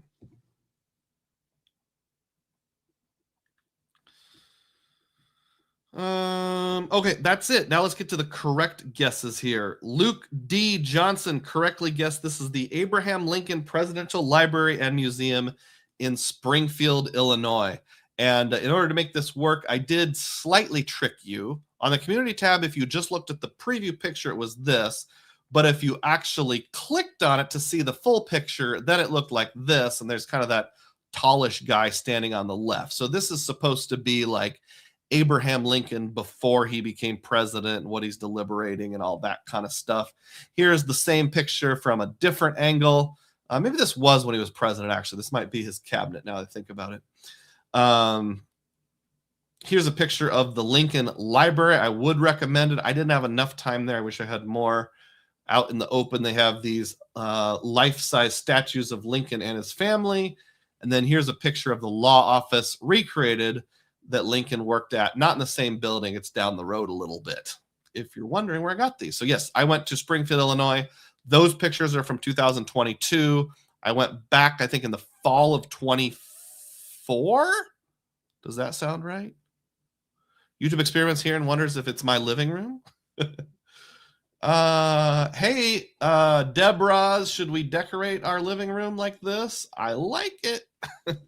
Let's see. Did anybody else guess correctly? I think somebody else guessed correctly.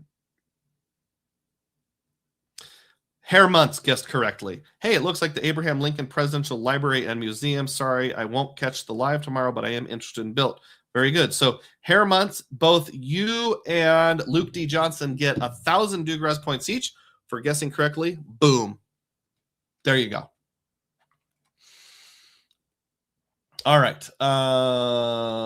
D. Green says, at least when the inevitable cardless shutdowns come, your points are safe since they're tied to the program and not the card. True, unless BILT itself goes under. Guna Diver says, is it Kerr's house in the middle of cardless and BILT collaboration? That's it. No, we need to do this. This wants to know, can you name the next guy Sherwin? I don't know who Sherwin is. I wonder if that's somebody in the cabinet there, but I'm not really sure. Rex said Disney Haunted Mansion. Kind of looks like it. Chad's Money Minutes is here. How you doing, Chad? Yo. Good to see you on board. We're almost to the end, but better late than never. If you want to support my family and my channel, this is your last chance to do so. We'll go around the horn. Read it one more time. I got a tip jar tip from Juan in the MIA. If you want to donate anonymously or with a gift that goes a little further but doesn't show on the screen, tip jar link down below. I would appreciate that. If you're watching this after the fact, a tip jar tip really helps as well. So Juan in the MIA donated $3 in the tip jar, and we'll go over everyone else who made donations today. Tom Graber got the ball rolling with 1 Dugroz Reports membership. Ian donated $2. John donated 1 membership. Mike Newland donated 20 big memberships, just as good as a $60 super chat. TH of the Midwest donated $1.49, as did KC113. George Rommel donated $1.99. LN330 donated $2.98. Happy Tom brought in $2. Mike Newland brought in $2. Texas Dog, $2. DZ to USA, $2. Dem, $2. J3 Carlos, $2. Rex Blind, $2. $2 was a popular amount, and that's fine. I love $2. LN330 donated an additional $5. JP Knowledge dropped $10. Thank you so much, everyone. Texas Road Trip, $2. And then Nurakin $5. Thank you so much. YouTube Experiment says, try redeeming 1,000 Dugroz points with Hyatt and see what happens. Give it a shot. I mean, the worst they can do is say no. Chad Pennycuff's here. How you doing, Chad? Glad to see you on board. And then Rex says, Dugroz points only work at some kind of club in the greater Des Moines area. Nope, that is not on the list, but you can use it at Tractor Supply or Bennigan's. So check that out. Actually, Bennigan sounds really good right now. I should hit up some Bennigan's. Thank you to the 95 of you who stayed on board. Those of you who are watching this after the fact, please put a comment that helps drive people into the algorithm. And if you happen to wander in and you're not a subscriber, please subscribe to the channel. I do this kind of stuff every Saturday, 9:30 a.m. Central Time, or at least almost every Saturday. I have a lot of other content I think you'll like too. You can become a channel member. It's a Dugroz Diehard, only $3 a month, cancel anytime. I have over 60 members only videos. I have 2 others that I filmed but not yet released. I do have a couple standalone videos coming soon, and I hope you enjoy those as well. Mike says, thanks for putting this together for us 12-year-olds. You're sure welcome. Sorry I couldn't explain it perfectly, but hopefully that at least points you in the right direction. And as always, may your spending be frugal, and may your points be plenteous. Thanks for watching, everyone.